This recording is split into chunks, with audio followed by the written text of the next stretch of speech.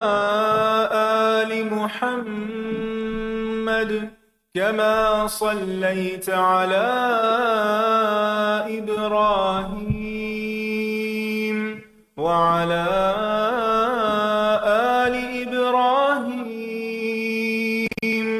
إنك حميد مجيد. اللهم بارك على محمد وعلى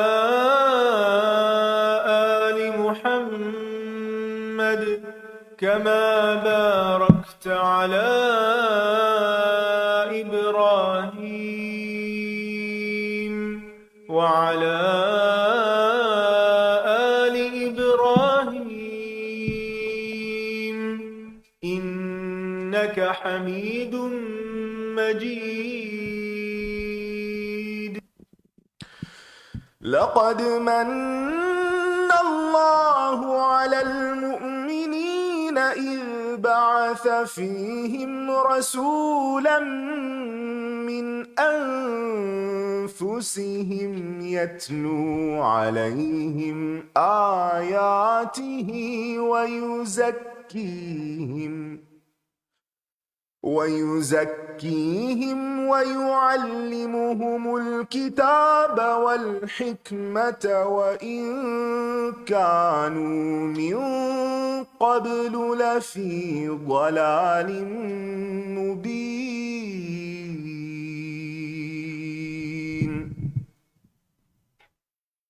السلام علیکم ورحمۃ اللہ وبرکاتہ.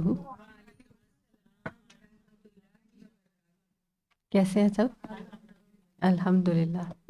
یہ جو آیت ہم ابتدا میں سنتے ہیں کلاس کی، یہ یاد ہو گئی ہے سن کے؟ کیونکہ کوئی چیز ذرا سے فوکس سے انسان سنے اور روزانہ سنے تو الحمدللہ یاد ہو جاتی ہے. اپنے آپ کو چیک کریں کتنی یاد ہو گئی ہے، ٹھیک ہے نا؟ تو کرتے کرتے، کیونکہ کیا آپ یہ آیت نماز میں پڑھ سکتے ہیں؟ سورہ فاتحہ کے بعد آپ چاہیں تو صرف یہ آیت بھی کبھی پڑھ سکتے ہیں ریفلیکشن کے ساتھ. بہت اہم آیت ہے نا؟ صرف ایک بھی پڑھ سکتے ہیں اور ایک کو ریپیٹڈلی بھی پڑھ سکتے ہیں. تو اس نیت سے بعض اوقات کچھ آیات ایسی ہوتی ہیں نا، بہت زیادہ پاورفل ہوتی ہیں، اثر کرتی ہیں، اور خاص طور پہ جیسے کسی چیز کے ساتھ اب ریلیٹ کر جاتی ہیں تو کوشش کیا کریں، ذرا سا دھیان دینے کی دیر ہوتی ہے. اللہ تعالیٰ نے ہمارے برینس کو بہت پاورفل بنایا ہے، بہت کیپیبلٹی ہے. یہ نہ سوچے کہ وہ ہم 30واں پارہ تو آلریڈی حفظ کر رہے ہیں، اب یہ والی آیت کیوں کرا رہی ہیں. یہ کوئی آپ کے اوپر بوجھ یا اسائنمنٹ یا ایسی چیز نہیں ہے، لیکن آئی جسٹ فیل کہ میں نے بھی سن کے مجھے لگا کہ یاد ہو گئی ہے. میرا خیال ہے اگر ہم اس کو کانشیسلی ایک نیت کر لیں تو اجر بھی ہو جائے گا، نمازوں میں شامل بھی ہو جائے گی، اور اس سے پھر کیا ہوگا، پھر اگین آپ ریفرنس لوگوں کو فائدہ دے سکتے ہیں. الحمدللہ. نحمده ونصلي على رسوله الكريم اما بعد فاعوذ بالله من الشيطان الرجيم. بسم الله الرحمن الرحيم. رب اشرح لي صدري ويسر لي امري واحلل عقدة من لساني يفقهوا قولي رب زدني علما اللهم فقهنا في الدين آمین. اچھا، اس سے پہلے کہ ہم آج کے لیسن پر چلیں، کوئکلی ایک بات جس کے بارے میں کل ہم نے ملٹیپل احادیث پڑھی، یہ ران کے بارے میں، مردوں کی ران کے بارے میں خاص طور پہ، کیونکہ نماز کی بات ہے.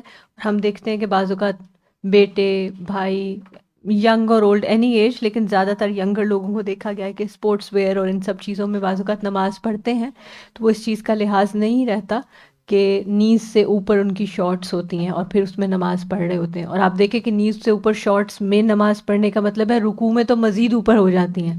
تو اس پہ بہت زیادہ توجہ کی ضرورت ہے اور اصلاح کی ضرورت ہے. کیونکہ ڈومیننٹ رائے یہی ہے علماء کی کہ تمام ران انکلوڈنگ گھٹنا وہ کیا ہے، سطر میں شامل ہے. اٹ شوڈ بی کورڈ، عام حالات میں بھی اور بالخصوص نماز کے لیے تو لازم ہے.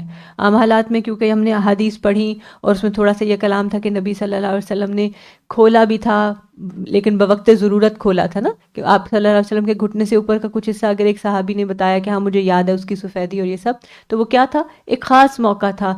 وہ اگر کسی بعض اوقات آپ دیکھیں گے جانور پہ جب انسان سوار ہوتا ہے، جب سواری کر رہا ہوتا ہے تو وہ اور طرح سے بیٹھ رہا ہوتا ہے. عام ملنے میں، آنے جانے میں، اور خاص طور پر نماز میں بالکل واضح ہونا چاہیے کہ گھٹنا، ایون ینگ بوائز بھی جو آپ سمجھیں کہ ابھی 9-10 سال کے ہوئے ہیں، جسٹ نماز کے لیے ٹرینڈ ہیں. کیوں؟ کیونکہ اگر ان کی ٹریننگ صحیح لباس میں ہوئی ہوگی تو پھر فرض ہونے کے بعد بھی وہ ٹھیک پڑھیں گے. ادروائز وہ ایک چیلنج رہتا ہے سارا ٹائم. میں نے تو کئی لوگوں کو، گرون اپ مین کو دیکھا ہے کہ شاید علم میں کیونکہ نہیں یہ چیز آتی اس طرح، تو نماز یا نان نماز آپ دیکھیں کہ سطر کا مطلب ہے کسی کی بھی نظر اس پہ نہیں پڑنی چاہیے. آپ کسی کو وزٹ کریں یا لوگ پکنک پہ جائیں، یہاں پہ کہ پکنک میں زیادہ رواج ہے اس چیز کا، تو بیٹھے ہوئے ہیں اور یعنی شارٹس جو ہیں ان کی اچھی خاصی گھٹنے سے اوپر ہیں، تو یہ کتنا ایک آکورڈ سچویشن ہو جاتی ہے کہ اب آپ بیٹھ بھی نہیں سکتے وہاں، رائٹ؟ مشکل ہے نا. تو اس طرح انسان اگر علم ہو تو شاید وہ نہ ایسا کریں. تو اس علم کو اگین احسن طریقے سے شیئر کرنے کی ضرورت ہے. اور ہمیں جی سطر ہے جی، صلاح کے بالکل اسی طرح ہی جیسے خواتین کے لیے بھی آگے ہم پڑھیں گے، جو سطر ہے وہی صلاح کے لیے عورتوں کا ہے. ٹھیک ہے انشاءاللہ.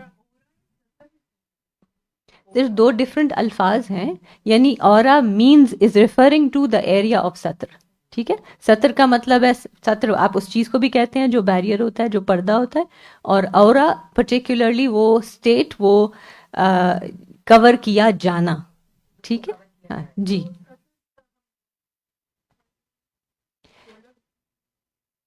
نہیں، شولڈر عام طور پہ سطر میں نہیں ہے، لیکن نماز کے لیے مردوں کے لیے بہتر ہے، پسندیدہ ہے. اگر کپڑا اتنا ہے ان کے پاس کہ شولڈر کور ہوں تو کور ہونے چاہیے. یہ بھی اہم بات ہے کہ عمرہ کے لیے بہت سے مرد حضرات جب جاتے ہیں اور وہ صرف احرام پہنتے ہیں، تو کیونکہ علم نہیں ہوتا، کوئی ان کو بتایا نہیں ہوتا یا بھول جاتے ہیں، کسی کو پتہ بھی ہوتا ہے لیکن وہ طواف کی ایکسائٹمنٹ میں وہ سو کر لیتے ہیں، وہیں پہ بیچ میں طواف کے اگر نماز کا وقت آئے تو اسی طرح نماز شروع کر دیتے ہیں بغیر دوسرا کندھا ڈھانپے. تو اس وقت ہم لوگوں کو چاہیے کہ یعنی کم از کم جو مرد حضرات ہمارے ساتھ گئے ہوں تو ہم ان کو ضرور بتا دیں، یا آپ کے جاننے والے کوئی جا رہے ہیں ان کو بھی بتا دیں کہ نماز ایون حالت احرام میں بھی جب مرد نماز پڑھیں گے تو وہ دونوں کندھے ڈھانک کے پڑھیں گے. ٹھیک، انشاءاللہ آگے آج کا لیسن کنٹینیو کرتے ہیں. باب فی کم تصلی المرأة. پہلے تو مرد کے کپڑوں کے بارے میں تھا، اب یہ ہے کہ عورت کم سے کم کتنے لباس میں نماز پڑھے. فی الثیاب، لباس میں. وقال اکرمہ کہتے ہیں لو وارت جسدها فی ثوب جازہ، اگر عورت ایک ہی کپڑے میں اپنا سارا جسم چھپا لے تو اس کو بھی ایک کپڑا کافی ہے. حدثنا ابو الیمان قال اخبرنا شعیب عن الزہری قال اخبرنی عروۃ ان عائشہ قالت، حضرت عائشہ کہتی ہیں لقد کان رسول اللہ صلی اللہ علیہ وسلم، کہ نبی صلی اللہ علیہ وسلم تھے، یصلی الفجر، فجر پڑھتے، فیشہد معہ نساء، تو حاضر ہوتی تھیں آپ کے ساتھ عورتیں بھی، یعنی فجر کی نماز پڑھنے کے لیے عورتیں مسجد میں جاتی تھیں صبح سویرے اذانوں کے بعد. کیسے جاتی تھی یہ بھی ذرا ساتھ دیکھ لیں. فیشہد معہ نساء من المؤمنات، مومن عورتیں جاتی تھیں متلفعات، لپٹی ہوئی. تلفو لام فے عین اس کا روٹ ہے جس کا معنی ہوتا ہے سر اور جسم سب کا لپیٹنا. بہت سے لوگ کہتے ہیں جی سر کا لفظ قرآن میں نہیں آیا کہ سر ضرور ڈھانپو. متلفعات، لپٹی ہوئی، فی مروتہن، اپنی چادروں میں. ثم یرجعن، پھر لوٹتی، الی بیوتہن، اپنے گھروں میں، ما یعرفہن احد، ان کو کوئی پہچان نہیں سکتا تھا. اس سے آپ دیکھ لیں کہ کیسا پردہ تھا. باب اذا صلی فی ثوب لہ اعلام ونظر الی اعلامھا. اب یہ ہے کہ اذا صلی فی ثوب، جب کوئی شخص ایک کپڑے میں نماز پڑھے، لہو اعلام، جس کپڑے پہ نقش و نگار ہو، یعنی کڑھائی وغیرہ ہوئی ہوئی ہو، ونظر الی اعلامھا، اور نماز میں وہ اپنی کڑھائی کی طرف دیکھتا رہے، تو اس کا کیا حکم ہے. حدثنا احمد بن یونس قال حدثنا ابراہیم بن سعد قال حدثنا ابن شہاب ان عروۃ عن عائشہ ان النبی صلی اللہ علیہ وسلم صلی فی خمیصۃ لہا اعلام، کہ آپ صلی اللہ علیہ وسلم نے ایک کڑھائی کی ہوئی چادر میں یا لوئی میں نماز پڑھی. فنظر الی اعلامھا نظرۃ، تو آپ کی نظر پڑ گئی اس کے نقش و نگار کی طرف. فلما انصرف، تو جب آپ نے سلام پھیرا، قال، فرمایا، اذهبوا بخمیصتی هذه الی ابی جہم، میری یہ لوئی ابو جہم کے پاس واپس لے جاؤ. واتونی بانبجانیۃ ابی جہم، اور لے آؤ میرے پاس لوئی یعنی سادہ لوئی ابو جہم کی. یہ مسئلہ کیا تھا، ابو جہم کو کیوں بھیج دی جو چیز خود ناپسند کی؟ بات یہ تھی کہ یہ لوئی آپ کو بھیجی ہی ابو جہم نے تھی، بڑے شوق سے کڑوا کے اور خوبصورت بنا کے آپ کے لیے بھیجی تیار کر کے، لیکن جب آپ نے اس کو اوڑھ کے نماز پڑھی تو نماز میں نظر اس پہ پڑ گئی اور نماز میں وہ خلل ڈالا اس نے، لہٰذا آپ نے ان کا تحفہ واپس کر دیا اور کہا کہ سادہ دے دو. وَأْتُونِي بِأَنْبِجَانِيَّةِ أَبِي جَہَم کہ ابو جہم نے جو خود لوئی پہنی ہوئی ہے سادہ وہ لے آؤ میرے لیے، تاکہ ان کے دل میں یہ نہ خیال آئے کہ آپ نے بالکل ہی رد کر دیا ہے، یعنی یہ دے دو واپس اور وہ ان سے لے آؤ۔ فَإِنَّهَا أَلْهَتْنِي آنِفًا عَنْ صَلَاتِي کیونکہ اس لوئی نے مجھے نماز سے غافل کر دیا ہے۔ الہا کا مطلب ہوتا ہے یعنی بھلوا دینا، غافل کر دینا، الہا کو متکاثر جس طرح آتا ہے۔ وقال ہشام بن عروہ عن ابیہ عن عائشہ قال النبی صلی اللہ علیہ وسلم آپ صلی اللہ علیہ وسلم نے فرمایا کنت انظر الی علمها وانا فی الصلاۃ میں دیکھ رہا تھا اس کے نقش و نگار اور میں نماز پڑھ رہا تھا۔ آپ انسان بھی تو تھے نا، خواہ نبی تھے۔ فاخاف ان تفتننی مجھے ڈر ہے کہ وہ مجھے فتنے میں ڈال دے گی، یعنی اسی طرح میں بار بار اس کو دیکھتا رہوں گا اور کام خراب ہو جائے گا، لہٰذا بہتر ہے کہ میں اس کو۔ لیکن کتنے افسوس کے ساتھ کہنا پڑتا ہے ہماری ساری جائے نمازیں خوب نقش و نگار کی بھری ہوئی ہوتی ہیں، اور ہم عموماً اس سے بچنا بڑا مشکل ہو جاتا ہے، یعنی یا تو پھر آنکھیں بند کرنی پڑتی ہیں، اور اگر آنکھیں کھولیں تو اس کے اوپر جو محرابیں اور معلوم نہیں کیا کچھ بنا ہوتا ہے وہ اپنی طرف توجہ کھینچ لیتی ہے۔ تو اس سے کیا پتہ چلتا ہے کہ پلین شیٹ پہ نماز پڑھنا زیادہ بہتر ہے بنسبت اس کے کہ انسان لال پیلی جائے نمازوں پہ پڑھے۔ لیکن اب جو آ چکی ہیں اور چل رہی ہیں، یا تو ان پہ کوئی کپڑا ڈالیں یا پھر ان کو کم دیکھیں۔ اب اس سے ایک بات یہ بھی پتہ چلتی ہے کہ آپ نے یہ نہیں کہا کہ اس لوئی کو پھاڑ دو، پھینک دو، جلا دو، اس نے یہ کیا، نہیں، ایسی کوئی شدت پسندانہ یا انتہائی کام نہیں آپ نے فرمایا، بلکہ کہا کہ ان کو جا کے دے دو، وہ کسی اور استعمال میں کر لیں۔ باب ان صلی فی ثوب مصلب او تصاویر اگر ایسے میں نماز پڑھے کہ جس پہ صلیب بنی ہوئی ہو، مصلب صلیب کا نشان ہو، او تصاویر یا تصویریں بنی ہوئی ہوں، حل تفسد صلاتہ کیا اس کی نماز فاسد ہو جائے گی؟ وما ینہا عن ذالک اور جو کچھ اس سے روکا گیا اس کا بیان۔ یہ بہت سے لوگ سوال کرتے ہیں کہ جی اگر کوئی ایسا کپڑا ہے، اگر کپڑے پہ تصویریں بنی ہوئی، بعض اوقات ہوتے ہیں نا چھوٹے چھوٹے ایسے بھلو سے یا بیئر بنے ہوئے ہوتے، تو کیا اس کپڑے میں نماز ہو جاتی ہے یا نماز ہی نہیں ہوتی؟ یا کمرے میں اگر پردے پہ ایسی کوئی چیزیں ہیں یا ویسے کچھ لٹکا ہوا ہے تو کیا حکم ہے؟ حدثنا ابو معمر عبداللہ ابن عمرو قال حدثنا عبد الوارث قال حدثنا عبد العزیز ابن صہیب عن انس قال حضرت انس کہتے ہیں کان قرام تھا ایک پردہ قرام جو ہوتا ہے نا یہ باریک اون کا پردہ ہوتا ہے جیسے نیٹ قسم کا، لعائشہ تھا حضرت عائشہ کے لیے، سترت بھی جانب بیتہا جس سے انہوں نے اپنے گھر کے ایک کونے کو یا ایک حصے کو ڈھانکا تھا، یعنی ایک طرف ڈالا تھا۔ فقال النبی صلی اللہ علیہ وسلم تو آپ صلی اللہ علیہ وسلم نے فرمایا امیتی انا ہٹا دو اس کو ہم سے، یعنی یہ مت لٹکاؤ۔ قرام کی ہادہ اپنا یہ پردہ ہم سے ہٹا دو، یعنی اس کو نہیں لگاؤ۔ فإنه لا تزال تصاویرہ تعرض فی صلاتی کیوں؟ اس لیے کہ اس کی تصویریں مسلسل میری نماز میں آنکھوں میں گھومتی ہیں، یعنی میں جب نماز پڑھتا ہوں تو یہ تصویریں مجھے اپنے سے غافل کر لیتی ہیں اور میرے آنکھوں کے سامنے گھومتی رہتی، یعنی آپ دیکھیں بعض اوقات کوئی چیز آپ دیکھتے ہیں تو اس کا جو ایک پرنٹ عکس بن جاتا ہے آپ کے دماغ میں، تو آپ نہ بھی دیکھ رہے ہو تو وہ عکس آپ کو نظر آتا رہتا ہے۔ تو آپ نے فرمایا کہ ایسی چیز مت لگاؤ کہ جس سے نماز میں کسی قسم کی ڈسٹریکشن ہو۔ یہاں صلیب کا لفظ نہیں آیا حدیث میں، لیکن صلیب کا بھی وہی حکم ہے جو تصاویر کا ہے۔ اور کتاب اللباس میں ایک اور حدیث آتی ہے کہ آپ صلی اللہ علیہ وسلم اپنے گھر میں کوئی ایسی چیز نہ چھوڑتے جس پر صلیب بنی ہوئی ہوتی تھی، یعنی صلیب کا کوئی ڈیکوریشن پیس یا کوئی چیز آپ کے گھر میں نہ ہوتی تھی۔ کیوں؟ اس لیے کہ وہ ایک مذہبی علامت ہے، ایک شعار ہے، ایک پہچان ہے۔ کیونکہ آپ دیکھیں کہ جب آپ کسی خاص ریلیجن کو ماننے والے کے گھر میں جاتے ہیں تو اس کے گھر میں کچھ نہ کچھ ایسی علامات ملتی ہیں جو انڈیکیٹ کرتی ہیں کہ وہ کس مذہب سے بلونگ کرتا ہے۔ مسلمانوں کے گھروں میں کعبہ کی تصویر یا کوئی آیت لگی ہوئی ہے، اسی طرح کی ڈیکوریشن، اور عیسائیوں کے گھروں میں کرسمس ٹری یا صلیب یا اس قسم کی چیزیں۔ اب تو فرق ویسے کم ہی رہ گیا ہے، لیکن چلیں۔ باب من صلی فی فروج حریر ثم نزعہ اگر کوئی اگر ریشمی کوٹ میں نماز اور پھر اس کو اتار دے، ریشم کا کوٹ یا ریشم کا چغا۔ حدثنا عبداللہ ابن یوسف قال حدثنا اللیث عن یزید عن ابی الخیر عن عقبۃ بن عامر قال اہدی الی النبی صلی اللہ علیہ وسلم فروج حریر آپ صلی اللہ علیہ وسلم کو ریشم کا کوٹ دیا گیا ہدیے کے طور پر، یعنی آپ کو کہیں سے بطور گفٹ ملا۔ فلبسہ تو آپ نے اس کو پہنا، فصلی فیہ اس میں نماز پڑھی، ثم انصرف پھر سلام پھیرا، فنزعوا نزعا شدیدا تو کھینچ کے اسے اتار دیا، کالکارہ جیسے سخت ناپسند کرنے والے، لہو اس کو، وقال لا ينبغي هذا للمتقین ایسا لباس متقین کے لیے زیبا نہیں۔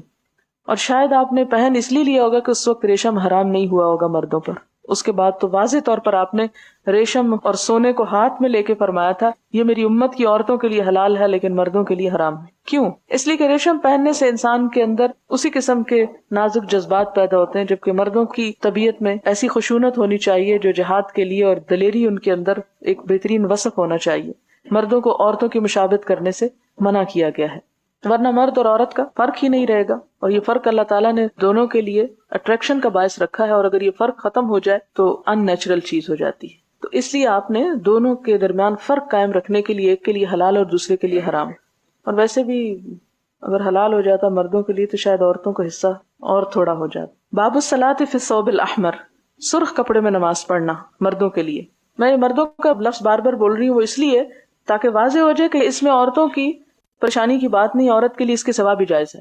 حدثنا محمد بن عرارہ قال حدثني عمر بن ابي زائدة عن عون بن ابي جحيفة عن ابيه قال رأيت رسول الله صلی اللہ علیہ وسلم في قبة حمراء من ادم، کہ میں نے نبی صلی اللہ علیہ وسلم کو، کس نے؟ ابو جحیفہ نے دیکھا، کس میں؟ لال چمڑے کے قبے میں. ورأيت بلالا اخذ وضوء رسول اللہ صلی اللہ علیہ وسلم، اور میں نے دیکھا کہ بلال نے حضور صلی اللہ علیہ وسلم کے وضو کا پانی اٹھایا ہوا ہے. ورأيت الناس يبتدرون ذاك الوضوء، اور میں نے دیکھا کہ لوگ آپ کے وضو کی طرف لپکے جا رہے ہیں، جلدی کر رہے ہیں. بدارن کا لفظ قرآن میں آتا ہے جلدی کرنا. فمن اصاب منہ شیئا، جس کو اس میں سے کچھ ملا، تمسح بہ، اس نے اس کے ساتھ مسح کر لیا، اپنے جسم پہ لگا لیا. ومن لم یصب منہ شیئا، اور جس کو پانی آپ کا نہ ملا اس نے کیا کیا؟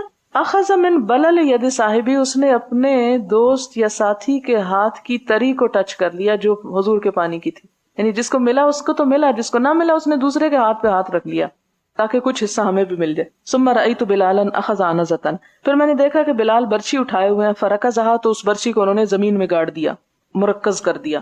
وخرج النبی صلی اللہ علیہ وسلم، اور نبی صلی اللہ علیہ وسلم نکلے، فی حلۃ حمراء، لال جوڑے میں، مشمرن، تہ بند اٹھائے ہوئے، صلی الی العنزہ، نماز پڑھی برچی کی طرف منہ کر کے، بالناس سے، ساتھ لوگوں کے، یعنی ان کو نماز پڑھائی مراد ہے، رکعتین، 2 رکعتیں. ورأیت الناس، اور میں نے دیکھا لوگوں کو، والدواب، اور جانوروں کو، یمرون بین یدی العنزہ، کہ اس برچی کے پار سے گزر رہے. یعنی وہ برچی ایک طرح سے سترہ تھی جو نمازی اپنے آگے رکھتا ہے، تو آپ صلی اللہ علیہ وسلم نے اپنے سامنے رکھ لی، پیچھے صفیں تھیں، لوگ آگے سے گزر رہے تھے، جس سے یہ پتہ چلتا ہے کہ اگر امام کے سامنے کوئی چیز ہے تو وہ ساری نمازیوں کے لیے کافی ہو جائے گی، لوگ پھر آگے سے گزر سکتے ہیں.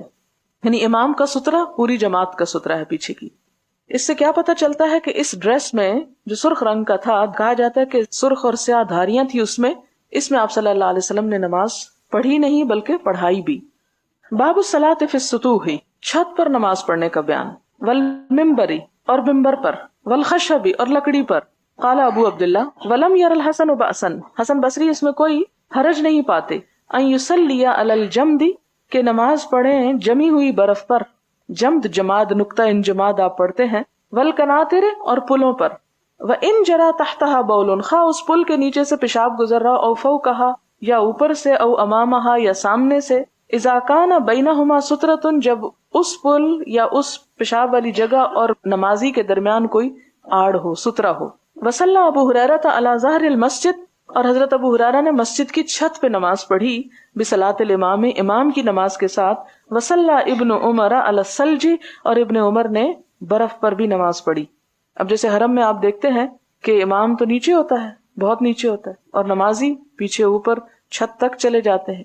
تو یہ ساری چیز کس لیے آئی ہے کہ کہاں کہاں نماز ہو سکتی ہے. اگر یہ چیزیں نہ بتائی جاتی تو لوگ کہتے اچھا یہاں نماز ہوتی، یہاں نہیں ہوتی، اور سارا وقت انہی جھگڑوں میں پڑے رہتے جیسے اب پڑے رہتے ہیں. حدثنا علی بن عبداللہ قال حدثنا سفیان قال حدثنا ابو حازم قال سألوا سہل بن سعد من ای شیء المنبر، لوگوں نے حضرت سہل بن سعد سے پوچھا کہ ممبر کس چیز کا بنا ہوا تھا آپ صلی اللہ علیہ وسلم کا، جس پہ چڑھ کے آپ خطبہ دیتے تھے. فقال ما بقی بالناس عالم منی، تو حضرت سہل نے کہا کہ لوگ نہیں باقی بچے جو مجھ سے زیادہ یہ بات جانتے ہوں، یعنی اور سب فوت ہو گئے ہیں جنہیں اس ممبر کی تفصیلات معلوم تھی. ہوا من اصل الغابتی، وہ غابہ کے جھاؤ کا تھا، ایک خاص لکڑی. غابہ ایک گاؤں ہے مدینہ سے قریب ہی جس میں جھاؤ کے درخت ہوتے تھے، اور جھاؤ ایک درخت ہے جس کی لکڑی فرنیچر کے لیے اچھی ہوتی ہے. لوگ اس لکڑی سے برتن وغیرہ بھی بناتے اور پتوں سے دھوبی کپڑے بھی دھوتے، نہیں بڑا مفید درخت تھا. عملہ فلان مولا فلانت، بنایا تھا اس کو فلاں نے، مولا فلاں نے. یعنی اس فلاں شخص نے، جس کا نام یہاں لکھا ہوا نہیں، اس کا نام تھا میمون یا باقوم، جو فلاں عورت کا غلام تھا. اور فلاں عورت کون ہے؟ حضرت عائشہ. وقام علیہ رسول اللہ صلی اللہ علیہ وسلم، اور اس پر کھڑے ہوئے نبی صلی اللہ علیہ وسلم ہی نہ امیلا وبدعا، جب وہ آپ کے لیے بنایا گیا اور رکھ دیا گیا. فاستقبل القبلہ، آپ اس پہ کھڑے ہو کے آپ نے کیا کیا؟ قبلے کی طرف منہ کیا. کبرا، تکبیر کہی. وقام الناس خلفہ، لوگ آپ کے پیچھے کھڑے ہوئے. فقرأ، آپ نے قرات کی. ورکع، رکوع کیا. ورکع الناس خلفہ، اور رکوع کیا لوگوں نے آپ کے پیچھے. ثم رفع رأسہ، پھر آپ نے اپنا سر اٹھایا. ثم رجع القہقرا، پھر آپ الٹے پاؤں پیچھے ہٹے. فسجد علی الارض، پھر آپ نے زمین پہ سجدہ کیا. ثم عاد الی المنبر، پھر ممبر کی طرف آئے. ثم قرأ، پھر کھڑے ہو کے آپ نے قرات کی، پھر رکوع کیا. ثم رفع رأسہ، پھر سر اٹھایا. ثم رجع القہقرا، پھر الٹے پاؤں پیچھے ہوئے. حتی سجد بالارض، یہاں تک کہ زمین پر سجدہ کیا. فہذا شأنہ، تو یہ تھی آپ کی شان یا آپ کی حالت. قال ابو عبداللہ، امام بخاری کہتے ہیں، قال علی ابن المدینی، علی ابن المدینی نے کہا، سألنی احمد بن حنبل رحمہ اللہ عن ھذا الحدیث، کہ احمد بن حنبل نے مجھ سے اس حدیث کے بارے میں پوچھا. قال فإنما أردت أن النبي صلی اللہ علیہ وسلم كان أعلى من الناس، انہوں نے جواب دیا کہ میرا ارادہ یہ تھا کہ لوگوں کو پتہ چل جائے کہ حضور صلی اللہ علیہ وسلم امامت کراتے ہوئے لوگوں سے اونچے کھڑے تھے. پچھلی حدیث میں کیا پتہ چلتا ہے کہ اگر امام نیچے ہو اور لوگ اوپر ہو چھت پر تو بھی جائز ہے، اور اگر لوگ نچلی فلور پر ہو اور امام اوپر والی فلور پر ہے تو بھی جائز ہے. جس طرح آپ صلی اللہ علیہ وسلم نے ممبر پہ چڑھ کے نماز پڑھی، اور سجدہ چونکہ وہاں نہیں ہو سکتا تھا، وہ اتنے لمبی تو نہیں جہاں نماز کی طرح جگہ تھی، لہٰذا سجدے کے لیے آپ نیچے بھی اترے، جس سے یہ پتہ چلتا ہے کہ بوقت ضرورت نماز میں ایک سٹیپ آگے یا پیچھے ہوا جا سکتا ہے. اور یہ آپ نے کیوں کیا؟ کہ لوگوں کو اس کا جواز معلوم ہو جائے. یعنی نیچے جگہ تھی، نیچے بھی آپ نماز پڑھ سکتے تھے، لیکن آپ نے ممبر پر پڑھی. ایک اور وجہ کہ جب ایک نئی چیز آئی تو اس کا افتتاح کس سے کیا؟ نماز سے کیا. فلا باس ان یکون الامام اعلی من الناس بهذا الحدیث، اس حدیث سے پتہ چلتا ہے کہ امام اگر لوگوں کے مقابلے میں اوپر کھڑا ہے تو اس میں کوئی حرج نہیں ہے. قال فقلت ان سفیان ابن عیینہ، میں نے کہا کہ سفیان ابن عیینہ کان یسأل عن ھذا کثیرا، اس کے بارے میں بہت پوچھے جاتے تھے. فلم تسمعه منه قال لا، کیا تم نے ان سے یہ حدیث نہیں سنی؟ تو کہتے ہیں کہ نہیں، میں نے نہیں سنی. حدثنا محمد بن عبد الرحیم قال حدثنا یزید بن ہارون قال اخبرنا حمید الطویل عن انس ابن مالک ان رسول اللہ صلی اللہ علیہ وسلم سقط عن فرس، کہ نبی صلی اللہ علیہ وسلم ایک دفعہ گھوڑے سے گر پڑے. اب یہ بھی آپ کو بڑی حیرت ہو رہی ہوگی کہ آپ گر پڑے، آپ کو تو نہیں گرنا چاہیے تھا، اس لیے کہ آپ تو اللہ کے رسول تھے، اور گھوڑا تو بڑا ہی خراب تھا جس نے آپ کو گرا دیا. یہ باتیں ہم اس وقت سوچتے ہیں جب ہم آپ کو اللہ کا بندہ نہیں مانتے، عبدہ نہیں کہتے، صرف رسولہ کہتے ہیں. ہاں آپ گر پڑے، جس طرح جنگ احد میں تاریخی روایت ہے کہ آپ کا دانت مبارک شہید ہو گیا تھا، تو آپ بیمار بھی ہوئے، آپ کے سر کو بھی درد ہوا، بخار بھی ہوا، آپ پہ وہ تمام کیفیات گزری جو کسی بھی ایک نارمل انسان پہ گزرتی. گر پڑے، فجحشت، تو چھل گئی، ساقہ، آپ کی پنڈلی، او کتفہ، یا آپ کا کندھا، وآلا، اور آپ نے قسم کھا لی تھی، من نسائہ، اپنی بیویوں سے، شہرن، ایک مہینے کی، کہ میں نہیں بات کروں گا ان سے. فجلس فی مشربۃ لہ، تو آپ بیٹھ گئے ایک بالا خانے میں جو آپ کے لیے خاص تھا، یعنی اوپر والے حصے میں جا کے بیٹھ گئے. لہو درجتها، جس کی سیڑھیاں تھی، من جذوع، کھجور کی لکڑی کی. فاتاہ اصحابہ یعودونہ، آپ بیمار بھی تھے تو صحابہ کرام آپ کی عیادت کے لیے آتے تھے. ظاہر ہے کہ آپ نے قسم کھا لی تھی اپنی کسی بیوی سے بات نہیں کریں.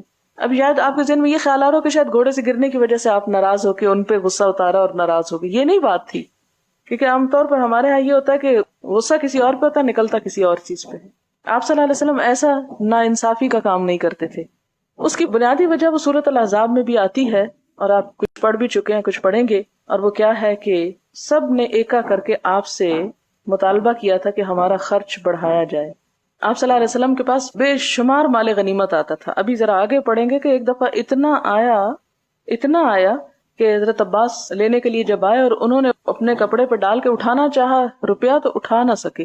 تو کہتے ہیں حضور سے کہ آپ میری مدد کریں، تو آپ نے فرمایا نہیں، اتنا ہی اٹھاؤ جتنا اٹھا سکتے.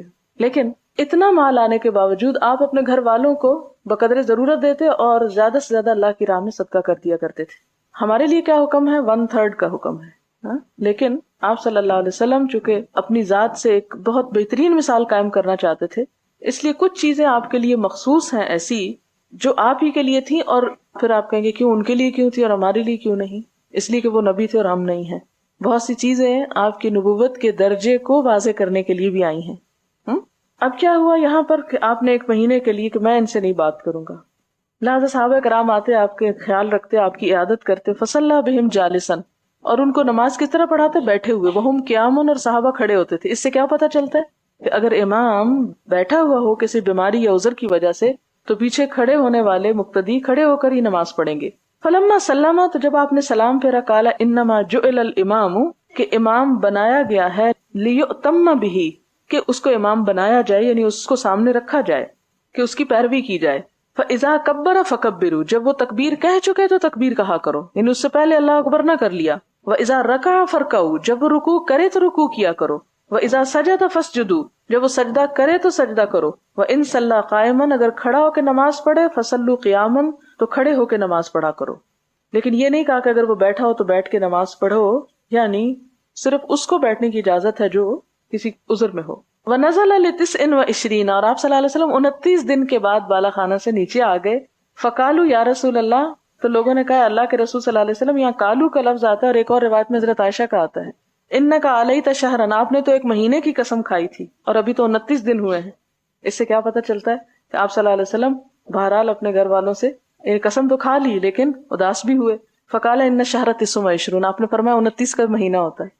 اس حدیث میں ایک بہت بڑا میسج ہے تمام خواتین کے لیے، اور وہ یہ ہے کہ کبھی شوہر ناراض ہو جائیں تو اس پہ یہ نہ سمجھ لیا کریں کہ بس اب تو تعلق ہی ختم، کیونکہ ہم بہت تھوڑے دل کی ہوتی ہیں نا خواتین، چھوٹی سی بات بھی برداشت نہیں ہوتی. اگر اللہ کے رسول صلی اللہ علیہ وسلم اور ازواج مطہرات میں ایک مہینے کے لیے قطع تعلقی ہو سکتی ہے، ناراضگی ہو سکتی ہے، تو کسی کے بھی درمیان ہو سکتی ہے، اور یہ بہت نیچرل بات ہے. اور بعض اوقات اس کا بڑا فائدہ ہوتا ہے کہ دونوں ایک دوسرے کی پہلے سے زیادہ قدر کرنے لگتے ہیں، کیونکہ ساتھ رہ کے انسان کی بے قدری ہو جاتی ہے. لیکن جب انسان الگ ہوتا ہے تو پھر خیال آتا ہے انسان کو، اور پھر انسان محسوس کر سکتا ہے کہ ہاں واقعی میں اس کے بغیر نہیں رہ سکتا، جبکہ پاس رہ کے انسان کیا سوچتا ہے کہ بس اس سے جان چھوٹی جائے کسی طرح. اب آپ دیکھیں کہ آپ صلی اللہ علیہ وسلم اور ازواج مطہرات کے درمیان بھی قطع تعلقی رہی، لیکن ان باتوں کو پھر انا کا مسئلہ نہیں بنانا چاہیے. خرابی جب ہوتی ہے جب ان چیزوں کو پرولونگ کر دیتے ہیں، پھر ہم کہتے ہیں کہ اچھا اب اگر ہم بول پڑے تو ہماری تو توہین ہوگی، ہم تو نہیں بولتے. اور اسی طرح بعض اوقات خواتین روٹ کے چلی جاتی ہیں، کوئی بات نہیں، روٹنے دیں تھوڑے دن. تو یہ چیزیں ایک نیچرل لائف کا حصہ ہیں. اور کسی کے بارے میں بھی جب یہ پتا چلے کہ جو شوہر اور بیوی روٹے ہوئے ہیں تو یہ نہیں سوچ لینا چاہیے کہ یہ انتہائی خراب لوگ ہیں، نہیں، کوئی بھی روٹ سکتا ہے. اور قلب جو ہے، دل، یہ دل کے معاملات ہیں نا، اور دل کیا ہے؟ الٹ پلٹ ہونے والی چیز، انسان پہ مختلف کیفیات آتی رہتی ہیں، اس لیے کسی بھی حالت کو حتمی نہیں سمجھنا چاہیے. لیکن بہتر کیا ہے کہ جب بھی اپنی غلطی کا احساس ہو انسان دوسرے سے ایکسکیوز کر لے. لیکن اس کا یہ مطلب نہیں کہ بغیر کسی ریزن کے ہی روٹتا چلا جائے یا روٹنے میں ہی خیر ہے، اور یہ بھی نہیں کہ کبھی روٹے ہی نہ. یعنی دونوں حالتوں میں سے جو بھی ہو وہ نیچرل چیز ہے. ایک سوال ہے، کتاب الصلاۃ میں حدیث 345 میں معراج کے قصے کی طرف اشارہ جو کہ بتاتا ہے کہ حضور صلی اللہ علیہ وسلم مکہ سے سیدھا آسمانوں کی طرف گئے، جبکہ قرآن پاک میں آتا ہے کہ آپ صلی اللہ علیہ وسلم بیت المقدس کی طرف گئے. ان دونوں میں کنٹرڈکشن نہیں ہے. اس سے مراد یہ ہے کہ پہلے وہاں گئے اور وہاں سے آسمان کی طرف گئے. اس حدیث کو آپ دوبارہ اگر دیکھیں تو اس میں فٹ ہو سکتا ہے. یعنی اس سے پھر آپ کو یہی بتاؤں کہ ہر حدیث میں ہر چیز کی پوری ڈیٹیل نہیں ہوتی، بعض اوقات ایک حصے میں ایک چیز آ جاتی ہے، دوسرے میں دوسری. اور امام بخاری کا خاص طور پر یہ طریقہ ہے کہ جو وہ باب لاتے ہیں اس میں وہ ریلیونٹ پورشن صرف لے کر آتے ہیں، پورا قصہ نہیں دہراتے. احادیث میں مردوں کو ایک کپڑے میں نماز پڑھنے کا طریقہ سکھایا گیا، عورتوں کے لیے کم از کم لباس کی حد کیا، عورت بھی کم از کم ایک میں پڑھ سکتی ہے اگر اس کا جسم ڈھک جائے. آپ نے بتایا کہ ایسے کھیل منع ہیں جو لک پر ڈیپینڈ کرے، مثلا تمبولا وغیرہ، پھر ان سے جیتا ہوا انعام وغیرہ بھی ناجائز ہوگا. کیا ایسا ممکن ہے کہ ان کھیلوں کو صرف تفریح کے لیے کھیلا جائے اور ان سے جیتا ہوا انعام یا پیسے کسی غریب کو دے دیے جائیں؟ بات یہ ہے کہ حرام کھیلوں میں تفریح نہیں ہے، اور مسلمان کو اپنے تفریح کے لیے بھی حلال طریقے اختیار کرنے چاہیے. اور دوسری بات یہ ہے کہ ایک حرام کھیل کے نتیجے میں جو انعام ہے وہ تو لازماً حرام ہی ہوگا، اور خواہ آپ اس کو کسی غریب کو دیتے ہیں تو اس کا نتیجہ یہ ہے کہ آپ کو کوئی ثواب تو ہوگا نہیں، کیونکہ یہ ایسا ہی ہے کہ جیسے کوئی شخص رشوت اس لیے لے کہ وہ مسجد بنا سکے. باب 252 میں تفسیر میں دیا گیا ہے کہ امام ابو حنیفہ، امام شافعی کے نزدیک اور امام احمد بن حنبل کے نزدیک ران عورت میں داخل ہے، اور ابن ابی ذئب اور داؤد ظاہری اور امام احمد اور امام مالک کے نزدیک ران عورت نہیں ہے. ایک جگہ امام احمد ران کو عورت میں داخل کرتے ہیں، دوسری جگہ عورت میں داخل نہیں کرتے. یہ دو مختلف خیال کیا ایک آدمی کے ہو سکتے ہیں؟ کیا یہ غلط چھپ گیا ہے؟ جی ہاں بالکل ہو سکتے ہیں، اس لیے کہ ہماری زندگی میں بہت سے مراحل ایسے ہوتے ہیں کہ جب ہم ایک نقطہ نظر کی بات کرتے ہیں اس کے بعد ہمارے علم میں اضافہ ہوتا ہے یا کوئی اور بات ہمیں پتہ چلتی ہے تو ہم اپنا پچھلا نقطہ نظر جو ہے وہ چھوڑ دیتے ہیں۔ ان ائمہ کرام کے فتاوی میں یہ چیز کثرت سے ملتی ہے کہ انہوں نے ایک ہی موضوع پر دو آراء بھی دی ہیں، اور اس کی بنیادی وجہ کیا ہے کہ وقت گزرنے کے ساتھ ساتھ میچیورٹی کے ساتھ ساتھ، کیونکہ ان کا علم الہام پہ مبنی نہیں تھا، ان کا علم جو تھا وہ اپنے متقدمین کے علم پر مبنی تھا۔ تو آپ صلی اللہ علیہ وسلم کا علم ایسا تھا کہ جو اللہ تعالیٰ کی طرف سے وحی کے ذریعے آ رہا تھا، اور اس میں اس طرح کی بات نہیں ہو سکتی، لیکن وہاں بھی ہم دیکھتے ہیں کہ بعض اوقات احادیث میں اختلاف آ جاتا ہے، بلکہ اس پہ کتابیں موجود ہیں مختلف الحدیث، اور یہ ایک سبجیکٹ کے طور پہ پڑھایا جاتا ہے یونیورسٹی میں، میں خود یہ سبجیکٹ پڑھا بھی چکی ہوں، کہ وہ احادیث جن میں بظاہر اختلاف نظر آتا ہے، تو ان اختلافات کو سامنے رکھ کے ان کے درمیان تطبیق پیدا کرنے کے لیے کوئی 50-60 اصول طے کیے گئے ہیں۔ بعض اوقات یہ ہوتا ہے کہ ایک کام آپ صلی اللہ علیہ وسلم فرماتے دوسروں کے لیے کچھ ہے لیکن خود کچھ اور کرتے نظر آتے ہیں، مثلا تہجد دوسروں کے لیے نفل ہے، آپ اپنے لیے فرض سمجھ کے اس کو ادا کر رہے ہیں، تو ایسی صورت میں ایک قاعدہ اصول طے کیا گیا کہ اگر آپ صلی اللہ علیہ وسلم کے قول اور فعل میں بظاہر تضاد معلوم ہو تو اس کا مطلب یہ ہے کہ وہ فعل آپ کا خاصہ ہے، ہمارے لیے حکم ہے، ہم حکم کو فالو کریں گے، پھر آپ کے فعل کو فالو نہیں کریں گے۔ کیوں؟ اس لیے کہ آپ کی حیثیت ایک نبی کی حیثیت تھی، اور نبی کی حیثیت میں آپ پر کچھ چیزیں ایسی عائد ہوتی تھی جو امت کو اس مشقت میں نہیں ڈالا گیا۔ دوسری بات یہ ہے کہ مثال کے طور پر اس میں بھی ہمیں 2 طرح کی احادیث ملتی ہیں۔ ایک حدیث آپ ہی نے پڑھی کہ جس میں آتا ہے الفخذ عورہ، کہ ران جو ہے وہ عورت میں شامل ہے، اور دوسری دفعہ ہمیں یہ ملتا ہے کہ آپ صلی اللہ علیہ وسلم کے پاس حضرت عمر وغیرہ بیٹھے ہوئے تھے اور آپ کے گھٹنے جو تھے وہ ننگے تھے، جو ہی حضرت عثمان آئے آپ نے ان کو ڈھانک لیا۔ تو اس سے کیا پتہ چلتا ہے کہ ران کا اوپر والا حصہ تو عورت ہے، لیکن گھٹنے اور اس کے ساتھ والا حصہ جو ہے اگر تھوڑا بہت کھل جائے تو اس کی اجازت ہے۔ تو اس طرح مختلف ایسی احادیث میں تطبیق ہے۔ تو ہو سکتا ہے کہ امام احمد نے ایک دفعہ یہ اگر پڑھا ہو کہ الفخذ عورت، انہوں نے اس کے اوپر حکم دیا، اور دوسری دفعہ جب حضرت عثمان والا واقعہ پڑھا ہو تو اس پر انہوں نے اپنی رائے کو بدل لیا ہو۔ اگر عورت گھر میں نماز پڑھ رہی ہے اور اس کا ایک آدھ بال نظر آ جاتا ہے تو کیا اس کی نماز نہیں ہوتی؟ اگر اس نے جان بوجھ کے ننگا کیا ہوا تو نہیں ہوگی، لیکن اگر غفلت سے یا کسی وجہ سے اسے پتہ ہی نہیں چلا تو ایسی صورت میں کوئی حرج نہیں۔ اگلا سوال ہے کہ اگر نماز پڑھتے وقت عورت کا جوڑا کھل جاتا ہے اور چادر سے باہر آ جاتا ہے تو کیا اس بالوں کو سمیٹا جائے گا؟ اسی لیے نماز میں جوڑا بنانے سے منع کیا گیا ہے، اور اس کی حکمت مجھے آج اس سوال سے سمجھ آئی ہے۔ کیا عورت نماز کے دوران بھی پاؤں ڈھکے؟ ضروری نہیں ہے پاؤں ڈھکنا۔ حدیث میں آتا ہے کہ آپ نے قرات کی، پھر رکوع کیا، پھر رکوع سے سر اٹھایا، الٹے پاؤں پیچھے ہٹے۔ یہ لفظ الٹے پاؤں پیچھے ہٹنے کا مطلب واضح نہیں ہوتا۔ آپ صلی اللہ علیہ وسلم کا ممبر اونچا تھا، 2-3 سٹیپس تھے، لیکن اوپر سجدے کی جگہ نہیں تھی۔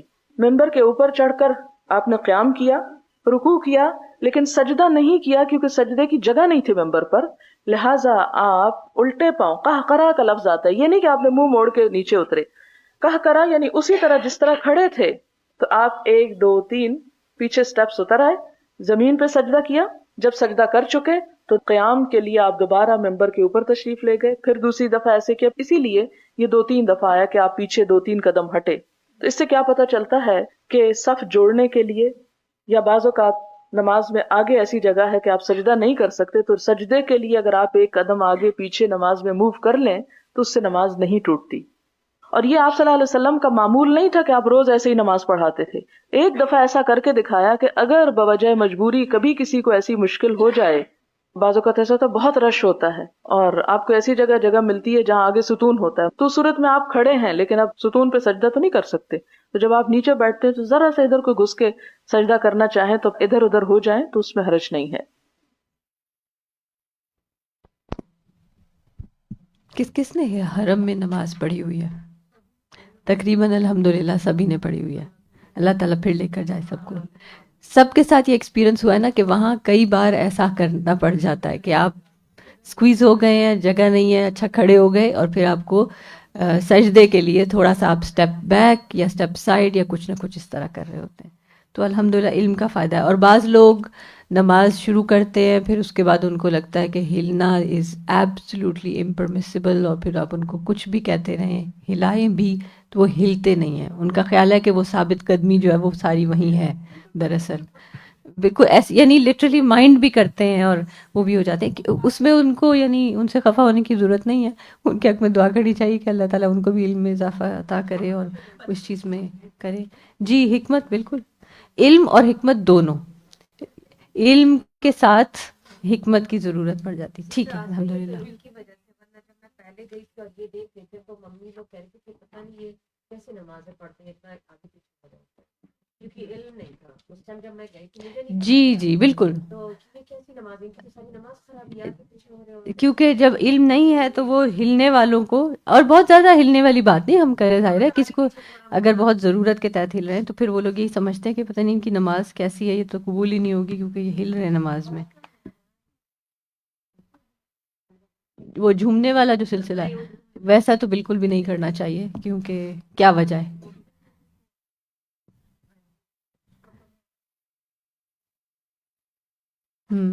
بس وہ اصل میں وہی بات شروع سے جیسی عادت یا جیسے انہوں نے اپنے بڑوں کو کرتے دیکھا. کئی دفعہ بڑی خواتین نوافل ہمیشہ بیٹھ کے پڑھتی ہیں تو ینگ لوگ بھی میں نے دیکھا کہ وہ نفل بیٹھ کے پڑھیں. میں نے کہا آپ کیوں بیٹھ کے پڑھیں؟ کیونکہ نفل بیٹھ کے ہی پڑھتے ہیں. ہم نے تو ہمیشہ اپنی نانی دادی کو نفل بیٹھ کے پڑھتے دیکھا. ان کا خیال ہے کہ نفل کے لیے بیٹھ جانا چاہیے، یعنی specifically even while you young. تو ایسا تو نہیں ہے. وہی بات، یہ سب چیزیں علم سے تعلق رکھتی ہیں الحمدللہ. اور آج ہم جی ٹھیک ہے مائک دے دیجیے سسٹر ہمارا کو.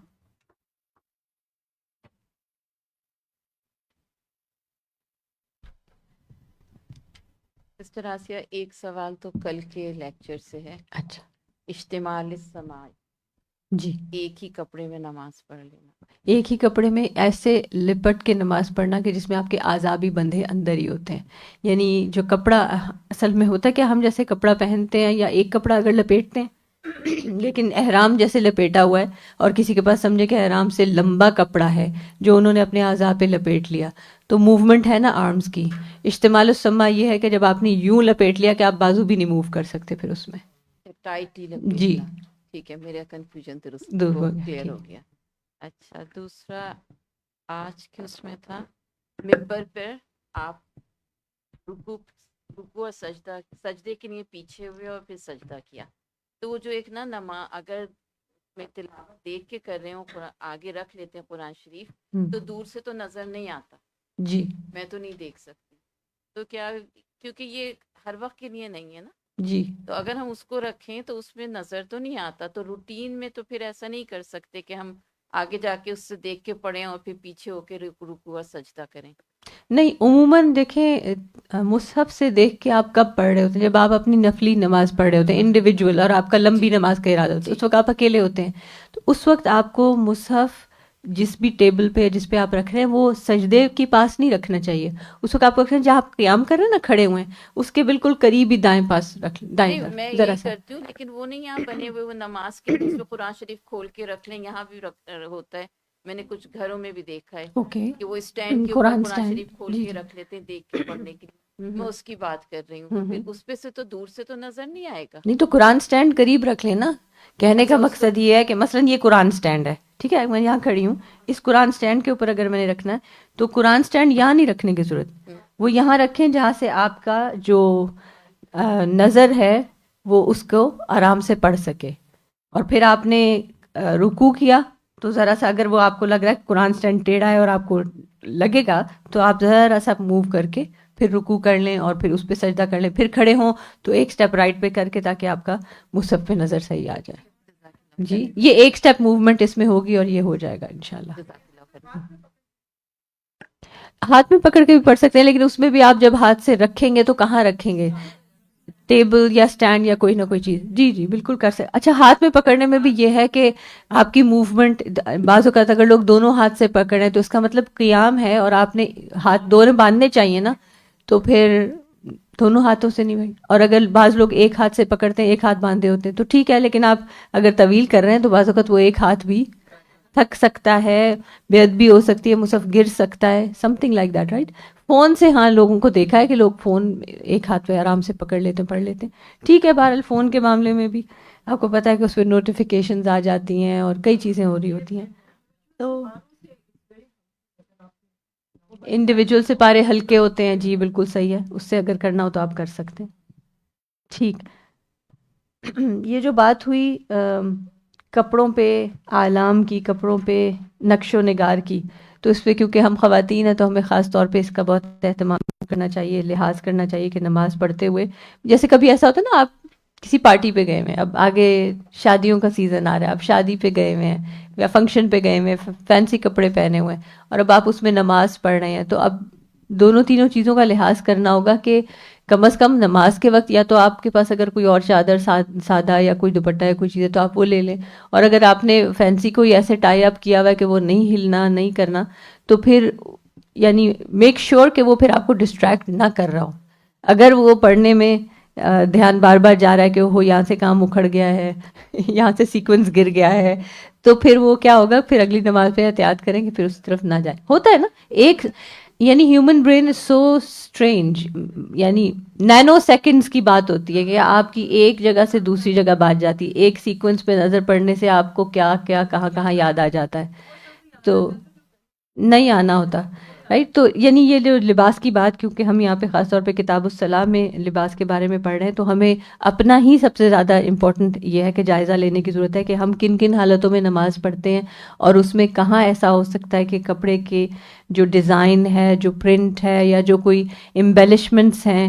ڈیزائن پرنٹ تو ہم لوگوں کو اتنی عادت ہوگی اب پہننے کی کہ شاید نہیں بھی کچھ لوگوں کو ڈسٹریکٹ کرتے ہوں گے، لیکن جو اس کے اوپر ایڈیشنل چیزیں لگی ہوتی ہیں نا، وہ ضرور تھوڑا تنگ کرتی ہیں. لیس لگی ہوئی ہے، کوئی کرن، کوئی کچھ بھی ایسی چیز لگی ہوئی ہے، تو وہ ضرور تھوڑا سا کر جاتی. تو ہمیں احتیاط کرنی چاہیے کہ نماز پڑھنی ہے تو یا تو یہ ہے کہ آپ اپنا فینسی دوپٹہ ویسے الگ سے لے لیں، اور اسکارف جو ہے یا دوپٹہ کوئی پلین ٹائپ کا لے لیں، تاکہ نماز کے وقت آپ وہ فینسی دوپٹہ آرام سے رکھ دیں اور سکون سے نماز پڑھ سکیں، تاکہ فوکس خراب نہ ہو. اور جہاں تک یہ بات ہے کہ نبی صلی اللہ علیہ وسلم نے وہ پردہ ہٹوایا جس پہ نقش شدہ تصویریں بنی ہوئی تھی، تو یہ بہت کامن ہے آج کل کہ ٹی شرٹس پہ، شرٹس پہ جو اسکرین پرنٹنگ کہتے ہیں اس کو، جس میں فیسز بنے ہوتے ہیں، ہیومن فیسز ہیں، باقاعدہ پورا فیس بنا ہوا ہے، تو جانوروں کی بھی تصویریں، جانوروں کے فیسز کم از کم ہوتے ہیں. تو اس چیز کا لحاظ کرنے کی ضرورت ہے کہ پھر ایسا لباس میں فرشتہ کہاں آئے گا. کیسے فرشتے حاضر ہوتے ہیں نا جب ہم نماز پڑھ رہے ہوتے ہیں، تو پڑھنی چاہیے ایسی اس میں نماز. ٹھیک ہے، تو یہ اس پہ انکریج کرنا چاہیے گا، خاص طور پہ اگر بچے ابھی تھوڑے چھوٹے ہیں، آپ کی بات ماننے والے ہیں، تو ان کو ایسے کپڑے لینے سے ڈسکریج کریں جس میں نماز نہیں ہوتی، کیونکہ یہ بہت مشقت ہو جائے گی کہ اب پہنا ہوا ہے کپڑا تو پھر وہ جا کے اس کو بدل کے آئیں، وہ ہوگا نہیں پریکٹیکلی. پہن کے کہیں گئے ہوئے نماز کا وقت آ گیا تو پھر وہ اسی میں پڑھ لیں گے. لہٰذا اس کی ضرورت ہے. یہ جو چھوٹے چھوٹے سے مونوگرام کی طرح بنے ہوتے ہیں نا، ہلکا سا ایلیگیٹر ایمبرائڈرڈ ہے یا ہلکا سا کوئی چیز ہے، بہت چھوٹا سا ہے جس میں کوئی فیچرز ہے، کوئی ایسی چیز نہیں ہے، اس پہ کوئی اتنا مسئلہ نہیں ہے. لیکن بعض اوقات میں نے دیکھا کہ اسپیسیفکلی فیسز بنے ہوتے ہیں، یہ شوبز کے، اسٹارز کے، ان کے، تو یہ اس کے ساتھ مناسب نہیں ہے نماز. کارٹون کیریکٹر بھی اگر پورا کیریکٹر فیس اتنا بڑا بنا ہوا ہے، آج کل تو عجیب عجیب ہوڈی پہن لیتے ہیں.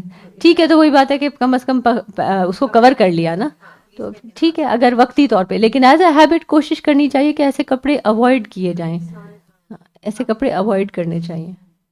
کوشش کریں کوئی انشاءاللہ نادر و نایاب کپڑے بنایا کرے، ڈھونڈا کرے، اس کے ڈھونڈنے میں بھی اجر ہوگا. کیوں؟ کیونکہ ہم اپنی نماز کی حفاظت کر رہے ہیں، اور نماز کے متعلق پہلا سوال ہے. امیجن نماز پڑھی ہو اور 30% 20% نمازیں ایسے کپڑوں میں پڑھی جن پہ کچھ نقش و نگار تھے اور آبجیکشنیبل تھے. ہم نے اپنے آپ کو جسٹیفائی کر لیا کہ نہیں کوئی بات نہیں، حالات ایسے حالات ایسے، اور ہم جب گئے نامہ اعمال سامنے آیا تو پتہ چلا اس پہ کراس لگا ہوا ہے، ایکسیپٹ نہیں ہوئی. کتنی حسرت ہوگی نا، کتنی حسرت ہوگی کہ ہم تو سمجھ رہے تھے نہیں ٹھیک ہے لیکن وہ ٹھیک نہیں تھا، ریجیکٹ ہو گئی. کبھی کوئی اپلیکیشن ویزے کی، یونیورسٹی ایڈمیشن کی، کسی بھی قسم کی چیز کی، اپنی طرف سے تو سب ٹھیک کر کے بھیجتے ہیں نا، لیکن جب وہ ریجیکٹ ہوتی کیا دل کا حال ہوتا ہے.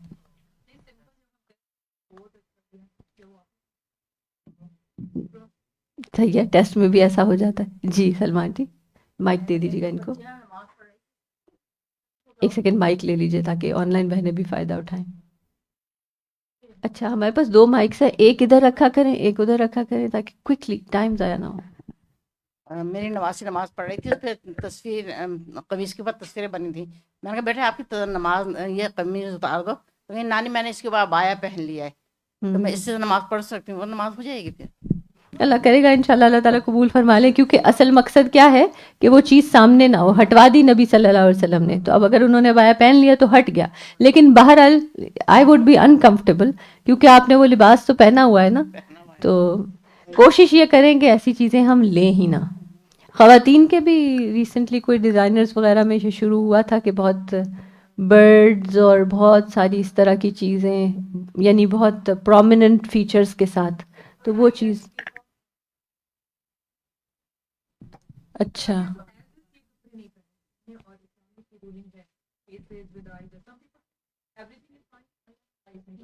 اس کو دیکھنا پڑے گا، یعنی بیسکلی ہم نے بھی جو جہاں تک اب تک پڑھا ہے اس میں یہ ہے کہ as long as recognisable features ہیں، تو اسی لیے آپ دیکھیں کہ یہ جو تھوڑی بہت اسلامک کارٹونز یا اس طرح کی چیزیں جو بن رہی ہیں اس میں وہ کیا کرتے ہیں کہ پھر آنکھیں نہیں بناتے. لیکن بہرحال اس پہ کلام ہے، یہ اوپینین والی چیز ہے. جی سسٹر میرا.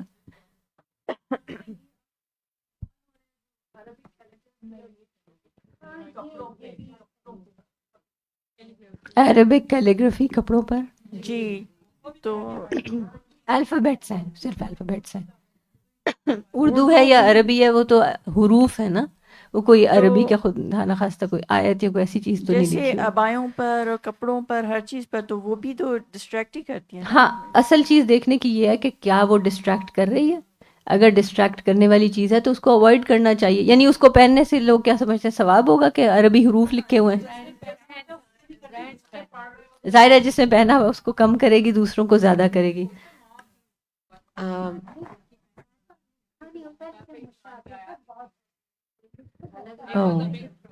اچھا، اللہ رحم کرے.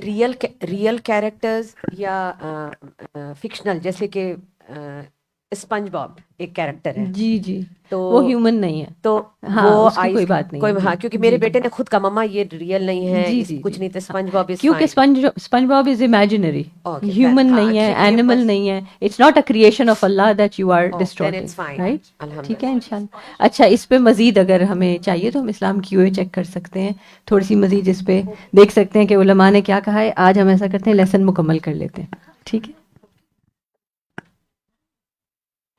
باب اذا اصاب ثوب المصلی امرأته اذا سجد. یہ حدیث پھر آ گئی ہے کہ باب سجدے میں نماز پڑھتے ہوئے کپڑے کا بیوی کے کپڑے سے چھو جانا یا بیوی کے جسم سے چھو جانا، کیسے نماز ہو جائے گی. اب اس میں آپ دیکھیں نا کہ بنیادی طور پر کیا ہوتا ہے، جیسے گھر میں ایک ہی کمرے میں ایک ہی جائے نماز پہ بعض اوقات دونوں نماز کھڑے ہو کے پڑھتے ہیں، بعض اوقات یہ کہ دوسری جائے نماز نہیں ہوتی، بعض اوقات کمرے میں نہیں ہوتی، بعض اوقات کوئی اور وجہ ہو سکتی کہ جگہ بہت تنگ ہو. تو ایسی تمام صورتوں میں ساتھ ساتھ پڑھی جا سکتی ہے. یعنی نماز کی حالت میں اگر عورت اور مرد کا کپڑا ایک دوسرے سے چھو رہا ہے تو اسے نماز نہیں فاسد ہوتی. حدثنا مسدد عن خالد قال حدثنا سليمان الشيباني عن عبد الله بن الشداد عن ميمونة قالت كان رسول الله صلى الله عليه وسلم يصلي وانا حذاءه وانا حائض، کہ نبی صلی اللہ علیہ وسلم نماز پڑھا کرتے تھے، وانا حذاءه، اور میں آپ کے برابر ہوتی تھی، وانا حائض، اور میں حیض کی حالت میں بھی ہوتی تھی. وربما، اور بعض اوقات، اصابنی ثوبه، آپ کا کپڑا مجھے پہنچتا یعنی چھو جاتا، اذا سجد، جب آپ سجدے میں ہوتے. قالت وکان یصلی علی الخمرۃ، اور آپ صلی اللہ علیہ وسلم ایک کپڑے پر نماز پڑھا کرتے تھے. خمرہ یعنی چھوٹا مختصر کپڑا، جیسے جائے نماز کی قسم آپ کہہ سکتے ہیں. ہماری جائے نماز تو بہت بڑی بڑی ہے لیکن یہ سائز میں ذرا چھوٹا ہوتا ہے. باب الصلاۃ علی الحصیر، چٹائی پر نماز پڑھنا. وصلی جابر، اور نماز پڑھی حضرت جابر نے، و ابو سعید، اور ابو سعید نے، فی السفینۃ، کشتی میں یعنی بحری جہاز میں، قائمن، کھڑے ہو کر. وقال الحسن، اور حضرت حسن بصری نے کہا، تصلی قائما، تم نماز پڑھو کھڑے ہو کر، ما لم تشق علی اصحابک، جب تک کہ نہ شاک گزرے تمہارے ساتھیوں پر، تدور معها، تو بھی گھومتا جائے اس کے ساتھ، یعنی جدھر کشتی گھوم رہی ہے، جدھر کو موڑ رہی ہے.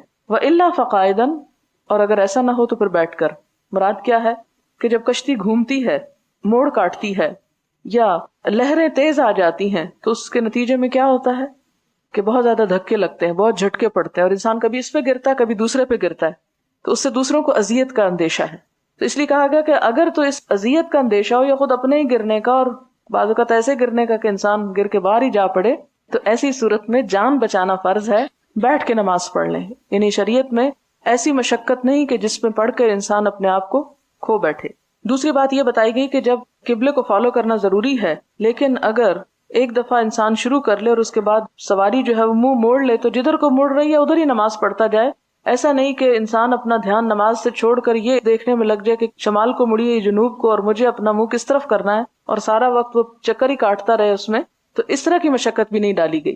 حدثنا عبداللہ قال اخبرنا مالک ان اسحاق ابن عبداللہ ابن ابی طلحہ ان انس ابن مالک ان جدتہ ملیکۃ.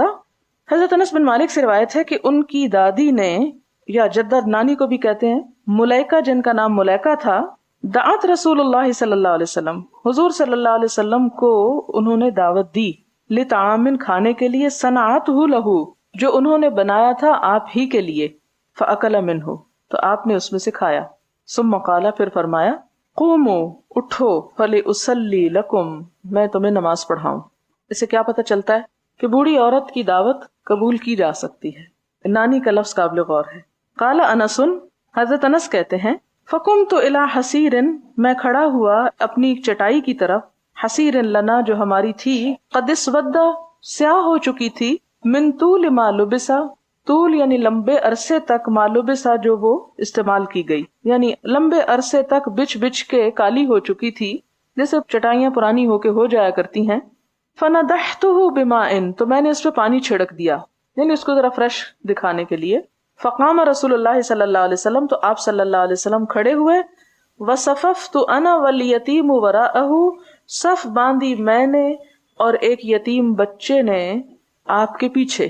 والعجوز اور بڑھیا یعنی نانی من ورائنا ہم سے پیچھے تھی، یعنی الگ صف میں کھڑی تھی.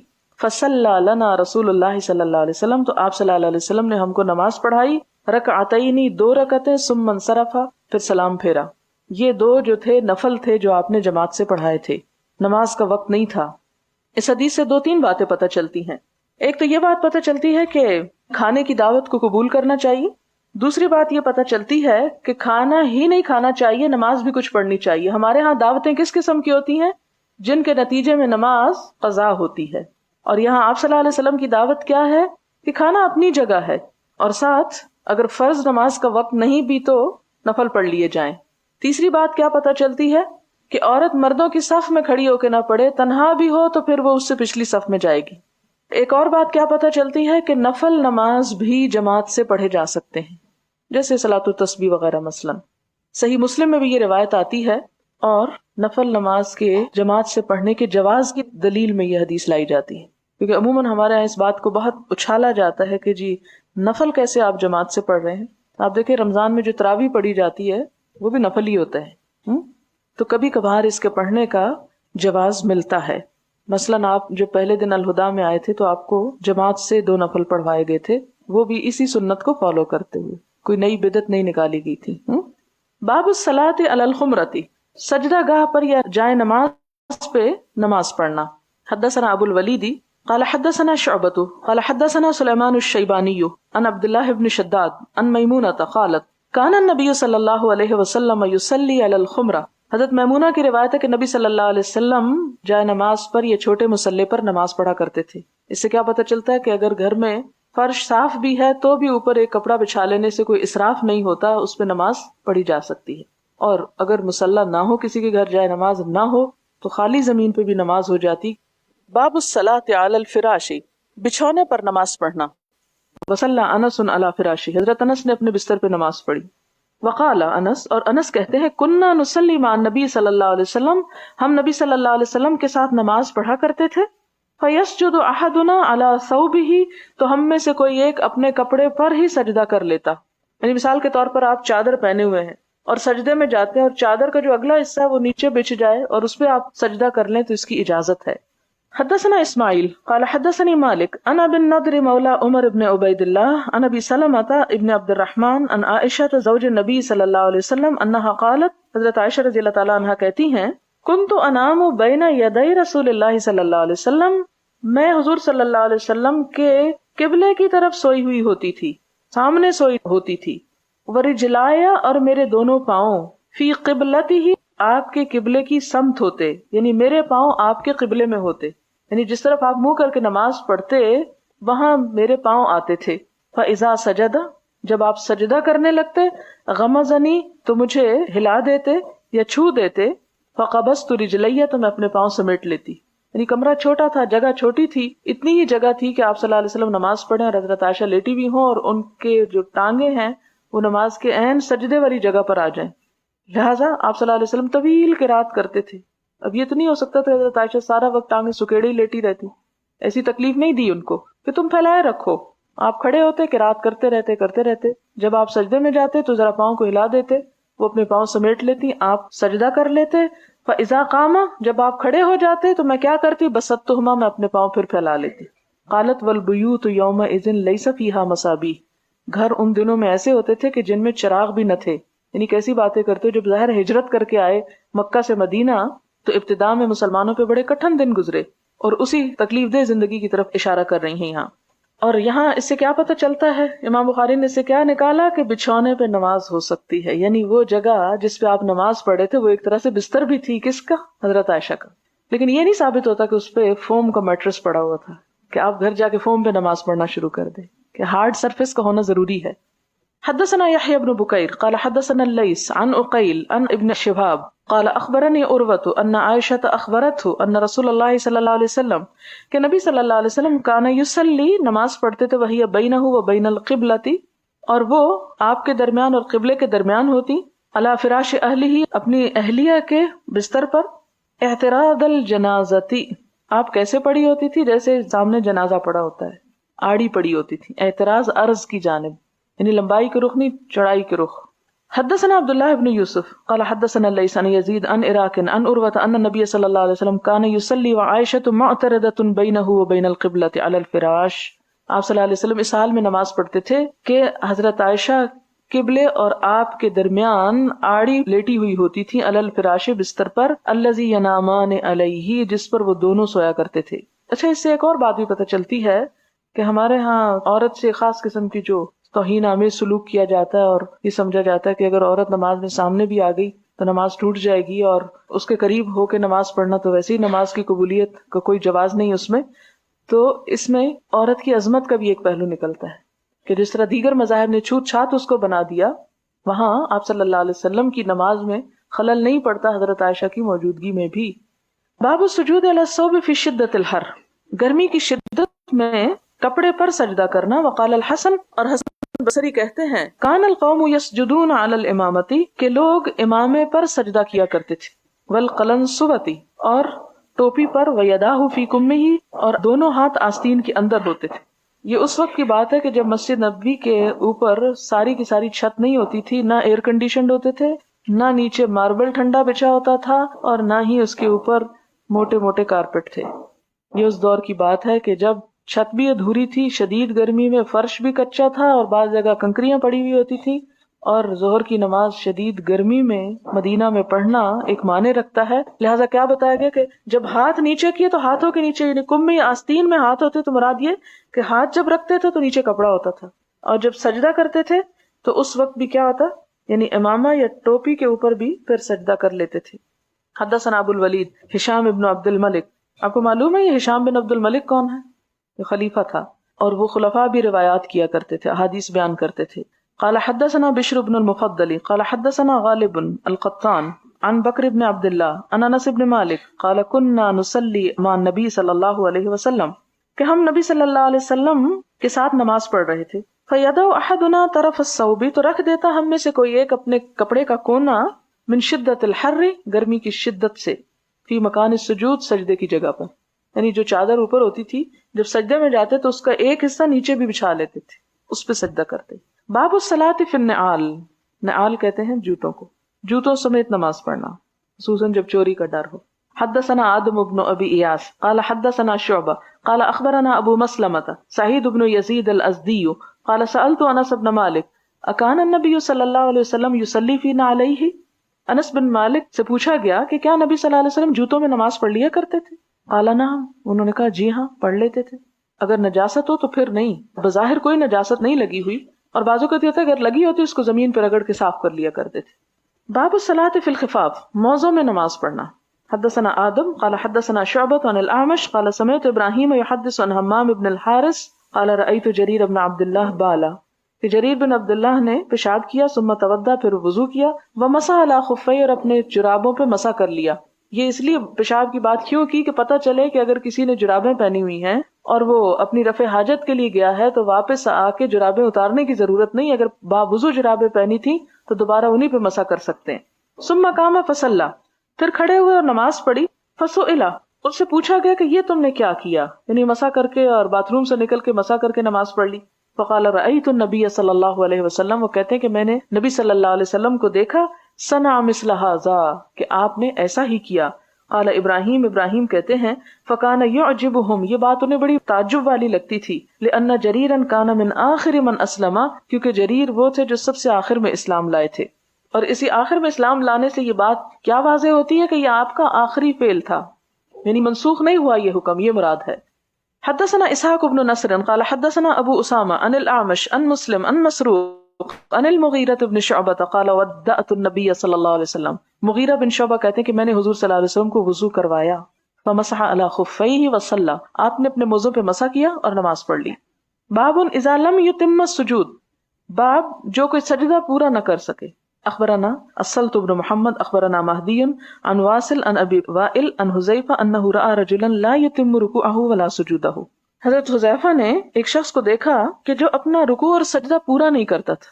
فلما قضا صلاتہ، جب وہ اپنی نماز پڑھ چکا، قال لہ حذیفہ، حذیفہ نے ان سے کہا ما صلیت، تم نے نماز نہیں پڑھی. قال واحسبہ، قال، اور وہ کہتے ہیں کہ مجھے یہ بھی خیال ہے کہ انہوں نے کہا لو مت، اگر تم اس طرح کی نماز پڑھتے ہوئے مرے، مت علی غیر سنت محمد صلی اللہ علیہ وسلم، تمہاری موت اس حال میں آئے گی کہ تم حضور صلی اللہ علیہ وسلم کی سنت کا اتباع نہ کر رہے ہوگے. بڑی سخت بات ہے. عموماً ہم لوگ بھی اس کا اتنا اہتمام نہیں کرتے. جب رکوع کرتے ہیں تو پوری طرح جھکتے نہیں اور جھکتے ہی اٹھ جاتے ہیں. جب سجدہ کرتے ہیں تو ابھی سر ٹکتا نہیں کہ اٹھنے کی تیاری ہو جاتی. یہ نماز کی اس کو چوری بھی کہا گیا کہ پوری طرح رکوع اور سجدہ اہتمام کے ساتھ نہ کرنا. تو وہ جلدی جلدی جو سجدہ کر رہے تھے، یعنی ایک دفعہ سبحان اللہ جاتے ہوئے کہا اور ایک دفعہ وہاں اور ایک دفعہ کھڑے ہو کے، یعنی اگر کوئی شخص صرف اس طرح کر کے ٹھونگ مار کے اٹھ جاتا ہے تو 3 دفعہ سبحان ربی الاعلی کیسے کہہ سکتا ہے، سبحان ربی العظیم کیسے کہہ سکتا ہے، یعنی اگر وہ صرف ایسے کر کے اٹھ جاتے ہیں. اور آپ دیکھ لیں بہت سارے لوگ جب نماز پڑھ رہے ہوتے ہیں تو وہ 1 سیکنڈ جتنی دیر لگاتے ہیں اور نیچے سے فوراً اوپر آ جاتے ہیں. یہ ادھورا سجدہ ہے. ایسے سجدے سے نماز نہیں ہوتی، یہ سنت کے خلاف ہے. اور اس پہ وہ حضرت حذیفہ جو حضور کے صحابی ہیں کتنا بڑا فتویٰ دے رہے ہیں کہ اگر تم اس حال میں مرے تو تم سنت کے بغیر فوت ہوگے. باب یبدی ضبعیہ و یجافی فی السجود، باب کہ دونوں بازوؤں کو کھلا رکھنا سجدے میں. تتجافا جنوبہم، جدا رکھنا. ضبعیہ اپنے دونوں بازو. اخبرنا یحیی بن بکیر قال حدثنا بکر بن مدر عن جعفر عن ابن ہرمز عن عبداللہ بن مالک ابن بحینۃ ان النبی صلی اللہ علیہ وسلم کان اذا صلی، کہ نبی صلی اللہ علیہ وسلم جب نماز پڑھ رہے ہوتے تھے، فرجا کھولتے بین یدی اپنے دونوں ہاتھ، حتی یبدو بیاض ابطیہ، یہاں تک کہ آپ کی بغلوں کی سفیدی تک نظر آ جاتی. وقال اللیث حدثنی جعفر بن ربیعۃ نحوہ، لیث کہتے ہیں کہ جعفر بن ربیعہ نے بھی ایسی ہی روایت مجھ سے بیان کی ہے. یعنی بالکل جڑ جکڑ کے نماز نہیں ہونی چاہیے بلکہ سجدے کی صحیح پوزیشن ہو. باب فضل استقبال القبلۃ، قبلے کی طرف منہ کرنے کی فضیلت. یستقبل باطراف رجلیہ، آپ صلی اللہ علیہ وسلم نے اپنے پاؤں کے کناروں یعنی انگلیوں سے بھی قبلے کی طرف رخ کیا. قالہ ابو حمید عن نبی صلی اللہ علیہ وسلم، اس حدیث کو ابو حمید نے حضرت صلی اللہ علیہ وسلم سے روایت کیا ہے. حدثنا عمرو بن عباس قال حدثنا ابن المہدی قال حدثنا منصور بن سعد عن میمون بن سیاح عن انس بن مالک قال قال رسول اللہ صلی اللہ علیہ وسلم، آپ صلی اللہ علیہ وسلم نے فرمایا، من صلی صلاتنا، جس نے ہماری نماز پڑھی، من صلی جس نے نماز پڑھی، صلاتنا ہماری نماز کی طرح، یعنی ہم جیسی نماز، واستقبل قبلتنا اور رخ کیا ہمارے قبلے کا، واکل ذبیحتنا اور ہمارا ذبیحہ کھا لیا. ذبیحہ کیا ہوتا ہے؟ ذبح کیا ہوا گوشت. فذالک المسلم، تو ایسا شخص مسلمان ہے. الذی لہ ذمۃ اللہ، کہ جو پناہ میں ہے اللہ کی، وذمۃ رسول اور اس کے رسول کی. فلا تخفر اللہ فی ذمتہ، تو نہ خیانت کرو اللہ سے اپنے ذمے میں، یعنی قبلے سے علاوہ کہیں اور منہ کر کے یا ان باتوں کی مخالفت کر کے اس ذمے سے یا اس عہد سے یا اس پناہ سے باہر نہ آؤ، یعنی اپنے آپ کو بچاؤ، یعنی مسلمان ہی رہو، مراد یہ تھا. اس سے کیا پتہ چلتا ہے کہ قبلے کی طرف منہ کر کے نماز پڑھنا ضروری ہے، اس کی مخالفت درست نہیں، اور اس میں پوری کوشش کرنی چاہیے. یہ 3 باتیں آپ صلی اللہ علیہ وسلم نے مسلمانوں کی نشانی بتائیں. مشرک تو نماز ہی نہیں پڑھتے تھے. من صلی صلاتنا، مشرک کو نہیں پڑھتے تھے، وہ نکل گئے باہر. یہود جو تھے مسلمانوں کا ذبیحہ نہیں کھاتے تھے. ہم کھا لیتے نا کوشر، وہ نہیں کھاتے ہمارا، حالانکہ ہم بھی اللہ اکبر پڑھتے ہیں. اور نہ ہی مسلمانوں کے قبلے کی طرف منہ کر کے نماز پڑھتے تھے، جبکہ ایک عرصے تک 16-17 ماہ تک مسلمان جو ہیں وہ بیت المقدس کی طرف منہ کر کے نماز پڑھتے رہے. اب دیکھیں وسعت کس میں ہے زیادہ. پھر لوگ کہتے ہیں دین میں بڑی تنگ نظری ہے. اور اسی طرح عیسائی مسلمانوں کا جانور تو کھا لیتے تھے لیکن مسلمانوں کے قبلے کو فالو نہیں کرتے تھے. اس لیے یہ 3 علامتیں اکٹھی ہونا ایک مسلمان میں ہی ہو سکتی ہیں، اسلام کے علاوہ کسی اور ریلیجن کے ماننے والے میں نہیں ہو سکتی. حدثنا نعیم قال حدثنا ابن المبارک عن حمید الطویل عن انس بن مالک قال قال رسول اللہ صلی اللہ علیہ وسلم، آپ صلی اللہ علیہ وسلم نے فرمایا، امرت ان اقاتل الناس حتی یقولوا لا الہ الا اللہ، مجھے حکم دیا گیا کہ لوگوں سے جنگ کروں یہاں تک کہ وہ لا الہ الا اللہ کہہ دیں. فاذا قالوها، پھر جب وہ کہہ دیں، وصلوا صلاتنا، اور ہماری نماز بھی پڑھیں، یعنی صرف لا الہ نہ پڑھیں بلکہ نماز بھی پڑھیں. واستقبلوا قبلتنا، اور ہمارے قبلے کو قبلہ مانیں. وذبحوا ذبیحتنا، اور ذبح کریں ہمارے ذبح کرنے کی طرح.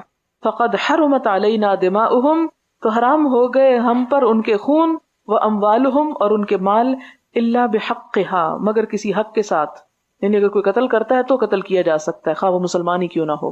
وحسابہم علی اللہ، اور ان کا ذمہ اللہ پر ہے، ان کا حساب اللہ کے ذمہ. وقال ابن ابی مریم اخبرنا یحیی قال حدثنا حمید قال حدثنا انس عن النبی صلی اللہ علیہ وسلم.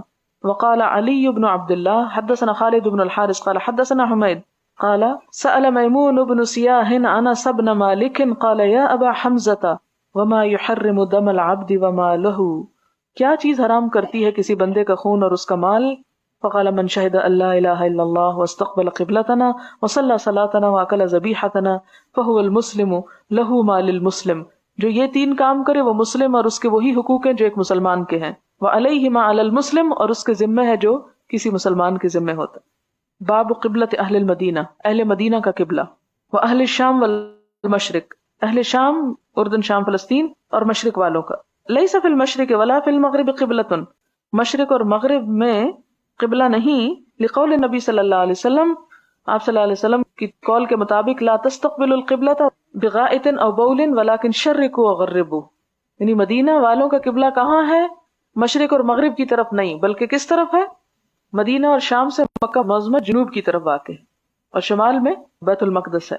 یہ حدیث جو کہ پیچھے گزر چکی اس لیے ترجمہ نہیں کیا. حدثنا علی بن عبد اللہ قال حدثنا سفیان قال حدثنا زہری عن عطاء بن یزید عن ابی ایوب الانصاری ان النبی صلی اللہ علیہ وسلم قال اذا اتیتم الغائط فلا تستقبلوا القبلة ولا تستدبروها ولكن شرقوا وغربوا. قال ابو ایوب فقدمنا الشام، حدیث گزر چکی ہے. حضرت ابو ایوب کہتے ہیں کہ ہم شام کے علاقے میں آئے. فوجدنا مراحیدا، ہم نے پایا بیت الخلاء کو بنیت جو بنائی گئی تھی قبل القبلہ، قبلے کی طرف.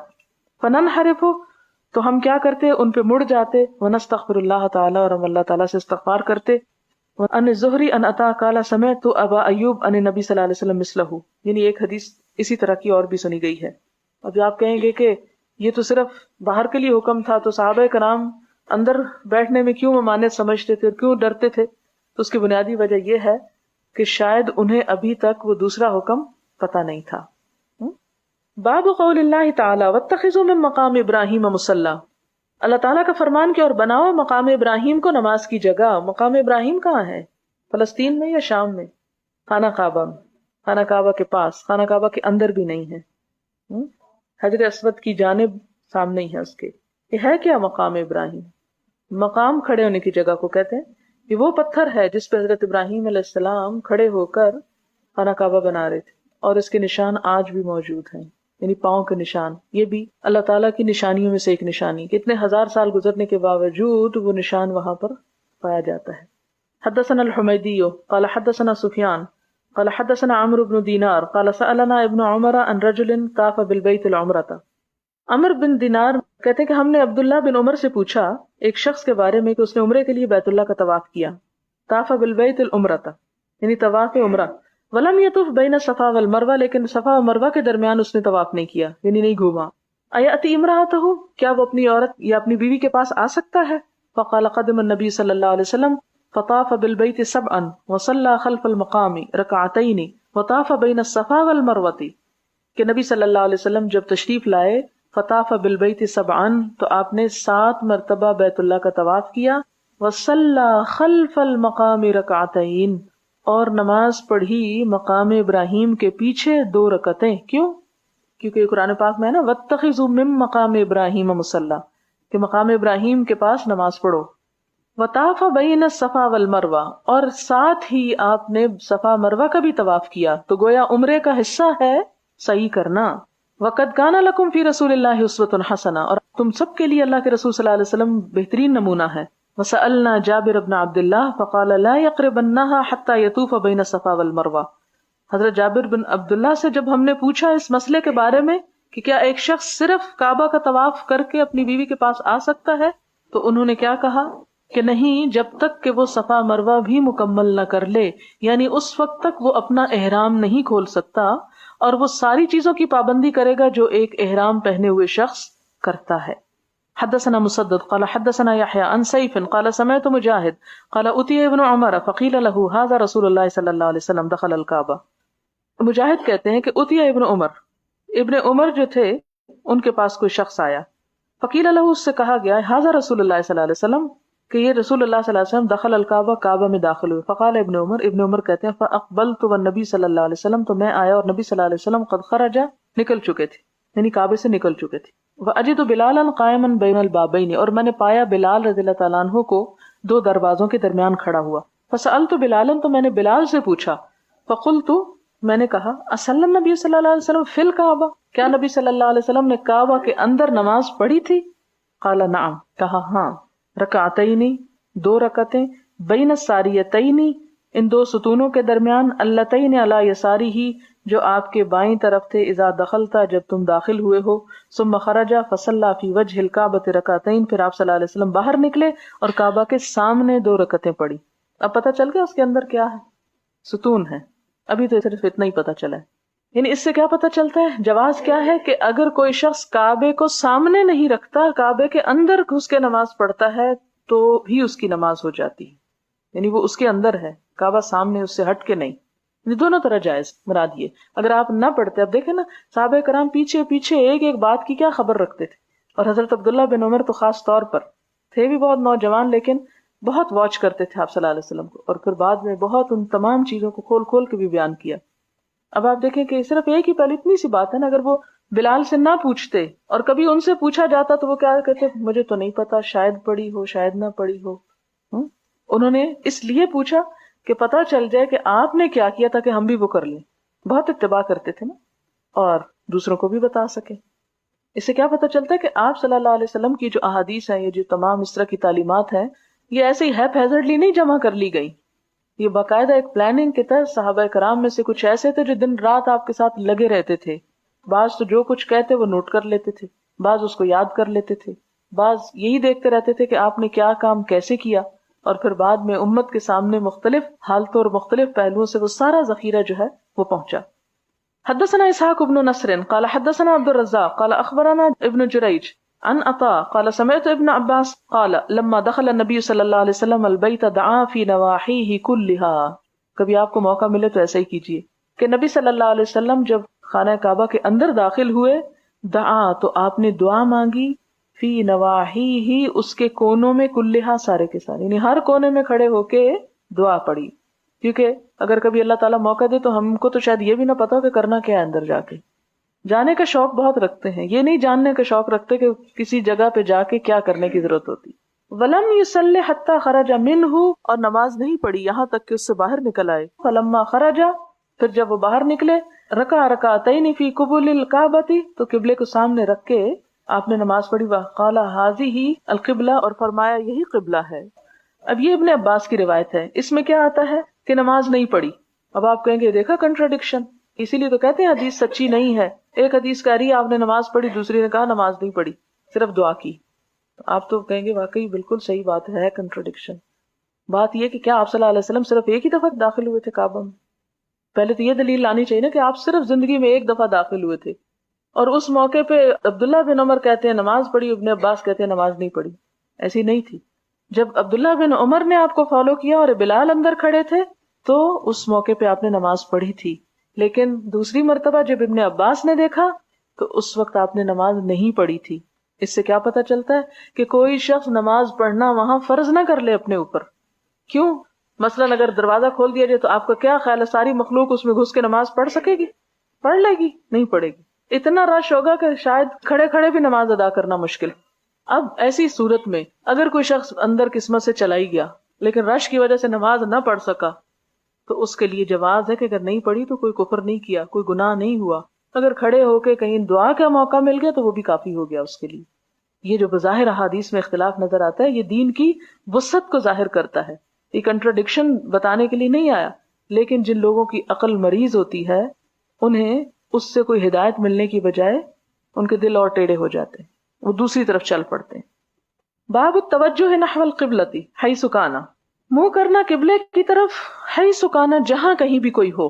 وقال ابو ہریرہ قال نبی صلی اللہ علیہ وسلم، حضرت ابو ہریرہ کہتے ہیں کہ نبی صلی اللہ علیہ وسلم نے فرمایا استقبل القبلۃ وکبر، منہ کرو قبلے کی طرف اور تکبیر کہو، یعنی کعبے کی طرف منہ کہہ کے اللہ اکبر کہو. اس سے کیا پتہ چلتا ہے کہ جس وقت انسان نماز شروع کرے اس وقت تو لازمی طور پر اس کی طرف اس کا منہ ہو، لیکن اگر جہاز یا گاڑی یا کشتی پہ سوار ہے اور پھر مڑ جائے تو بعد میں مڑ سکتا ہے. اس حدیث سے خاص طور پہ پتہ چلتا ہے کہ تکبیر کہتے ہوئے قبلے کی طرف رخ ہونا ضروری ہے. حدثنا عبداللہ بن رجاء قال حدثنا اسرائیل عن ابی اسحاق عن البراء بن عازب قال كان رسول اللہ صلی اللہ علیہ وسلم صلی نحو بیت المقدس 16 او 17 شہرا. یہ حدیث گزر چکی ہے، صرف ریڈنگ کروں گی. وكان رسول اللہ صلی اللہ علیہ وسلم يحب ان يوجه الى الكعبہ فانزل اللہ عز وجل قد نرى تقلب وجهك في السماء فتوجه نحو الكعبة وقال السفهاء من الناس. یہ جو دوسرا پارا شروع ہوتا ہے نا سيقول السفهاء من الناس، تو بے وقوف لوگوں میں سے کہنے لگے، اور وہ کون تھے سفہاء؟ وهم اليہود، یہودی. ما واللہم عن قبلتہم التی کانوا علیہا، کس چیز نے پھیرا ان کو ان کے اس قبلے سے جس پہ وہ پہلے تھے، یعنی ہمارے والے قبلے سے. قل للہ المشرق والمغرب، انہیں کہہ دو کہ مشرق و مغرب اللہ کا ہے. یہدی من یشاء الی صراط مستقیم، ہدایت دیتا ہے جس کو چاہتا ہے سیدھے رستے کی طرف. فصلی مع النبی صلی اللہ علیہ وسلم رجل، تو نماز پڑھی آپ کے ساتھ ایک شخص نے. ثم خرج بعد ما صلی، پھر آپ کے ساتھ نماز پڑھ کے وہاں سے چل پڑا. فمر علی قوم من الانصار، تو انصار کے ایک گروہ سے اس کا گزر ہوا. فی صلاۃ العصر، اور وہ نماز عصر میں تھے. نحو بیت المقدس، بیت المقدس کی طرف منہ کر کے نماز پڑھ رہے تھے. فقال هو يشهد انه صلى مع رسول اللہ صلی اللہ علیہ وسلم، اس شخص نے کہا اور وہ گواہی دے رہا تھا کہ اس نے نماز پڑھی حضور صلی اللہ علیہ وسلم کے ساتھ. وَأَنَّهُ تَوَجَّهَ نَحْوَ الْكَعْبَةِ، اور یہ کہ آپ صلی اللہ علیہ وسلم نے کعبہ کی طرف منہ کیا تھا. فَتَحَرَّفَ الْقَوْمُ، تو پھر گئی قوم، سارا گروہ. حَتَّى تَوَجَّهُ نَحْوَ الْكَعْبَةِ، یہاں تک کہ کعبہ کی طرف ان سب نے منہ کر لیا. یہ بنی حارثہ کی مسجد والے تھے. قباء والوں کو دوسرے دن خبر ہوئی، یعنی جہاں جب جس موقع پہ بھی خبر پہنچی، جس حال میں بھی تھے اسی طرف مڑ گئے. یہ اطاعت کا بھی پتہ دیتی ہے ہم کو. چلیے حدیث پڑھ لیتے ہیں آج کے لیے. باب قول اللہ تعالی واتخذوا من مقام ابراہیم مصلی، حدیث نمبر 35. حدثنا الحمیدی قال حدثنا سفیان قال حدثنا عمرو بن دینار قال سألنا ابن عمر عن رجل قال سألنا ابن عمر عن رجل طاف بالبيت العمرة ولم يطف بين الصفا والمروة أيأتي امرأته؟ فقال قدم النبي صلى الله عليه وسلم فطاف بالبيت 7 وصلى خلف المقام 2 وطاف بين الصفا والمروة وقد كان لكم في رسول الله أسوة حسنة. اچھا، ایک سوال ہے کہ مقام ابراہیم پر 2 رکعت پڑھنا عمرے کے جو طواف کیا جاتا ہے اس کے بعد پڑھتے ہیں. اس کے بعد اگر آپ عمرے کے علاوہ طواف کریں تو کیا تب بھی پڑھنی ہوں گی مقام ابراہیم پہ 2 رکعت؟ پڑھنی ہے یا نہیں پڑھنی ہے؟ طواف کے ہر چکر پہ پڑھنی ہے؟ ہاں، ہر دفعہ جب آپ طواف کی نیت سے 7 چکر لگاتے ہیں تو 7واں چکر مکمل کرنے کے بعد آپ مقام ابراہیم پہ پڑھتے ہیں. اور اب ہم واضح ہے کہ مقام ابراہیم بہت براڈ ایریا پورا کا پورا پیچھے تک, اور ایون آج کل تو وہاں پر یہ بھی فتویٰ دے دیا گیا ہے کہ مسجد میں کہیں بھی پڑھ لیں, کیونکہ مقام ابراہیم پر بہت زیادہ رش ہو جاتا ہے. اور مقام ابراہیم کے پیچھے باقاعدہ اتنا بڑا ایریا مسجد کے جتنے بھی لیئرز ہیں وہ سب میں ہے, لیکن آپ نے دیکھا ہوگا کہ مقام ابراہیم کے عین پیچھے جہاں ابھی طواف کے سرکلز چل رہے ہوتے ہیں اس جگہ پر لوگ کھڑے ہو کے پڑھنے لگ جاتے ہیں. کبھی نہ وہاں پڑھیں کہ اس شوق میں کہ میں مقام ابراہیم کے قریب ترین پڑھوں, یعنی اتنی زیادہ آپ اذیت اور مشکل کاز کر رہے ہیں ان لوگوں کو جو طواف کر رہے ہیں. اور پھر بعض اوقات پھر ہوتا ہے ان نمازیوں کے اوپر سے, سائڈ سے, ان کے ہاتھوں سے, ان کے کمر سے, کہاں کہاں سے پھلانگ کے لوگ طواف کا وہ چکر پورا کر رہے ہوتے ہیں. تو تھوڑا سا احتیاط کر کے جہاں جو طواف کا ایریا ختم ہو جائے اس سے تھوڑا سا پیچھے اسی ڈائریکشن میں وہ آپ پڑھ لیں, تو انشاءاللہ آپ کی نیت کے مطابق مقام ابراہیم پہ یہ نماز اللہ تعالیٰ انشاءاللہ قبول فرمائے. جی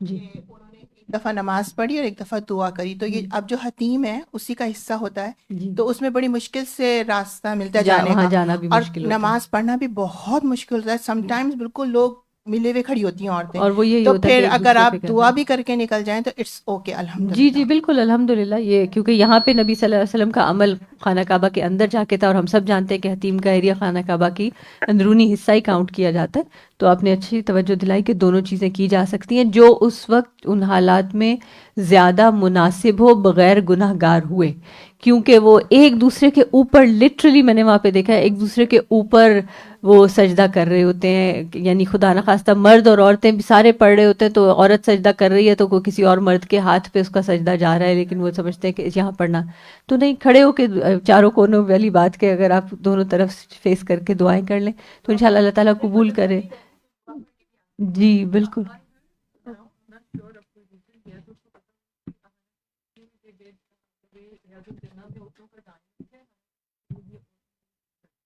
اچھا از اٹ حتیم کے لیے؟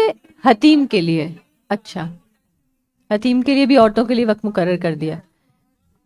تو اگر حتیم میں موقع نہیں ملا آپ کو؟ جی جی, اور ہاں یہ بات صحیح ہے. لاسٹ ایئر میں نے بھی اس چیز کو دیکھا کہ شاید خواتین کا ٹائم ہے, لیکن اس خواتین کے ٹائم میں بھی 3 دفعہ ڈفرنٹ دفعہ انہوں نے جو ٹائم بتایا تھا اس پہ جا کے, لیکن تینوں دفعہ یہ تھا کہ موقع نہیں ہے, حالت نہیں ہے, اور بس پھر وہ ایک دعا کر. جی جی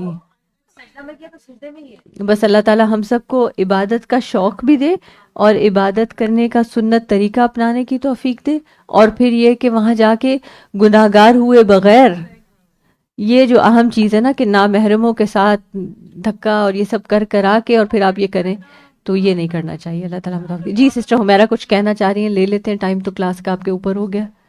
آپ اپنی بریک ہی انشاءاللہ قربان کر رہے ہیں کیونکہ ہم قرآن ریویو سیشن تو آن ٹائم ہی کریں گے.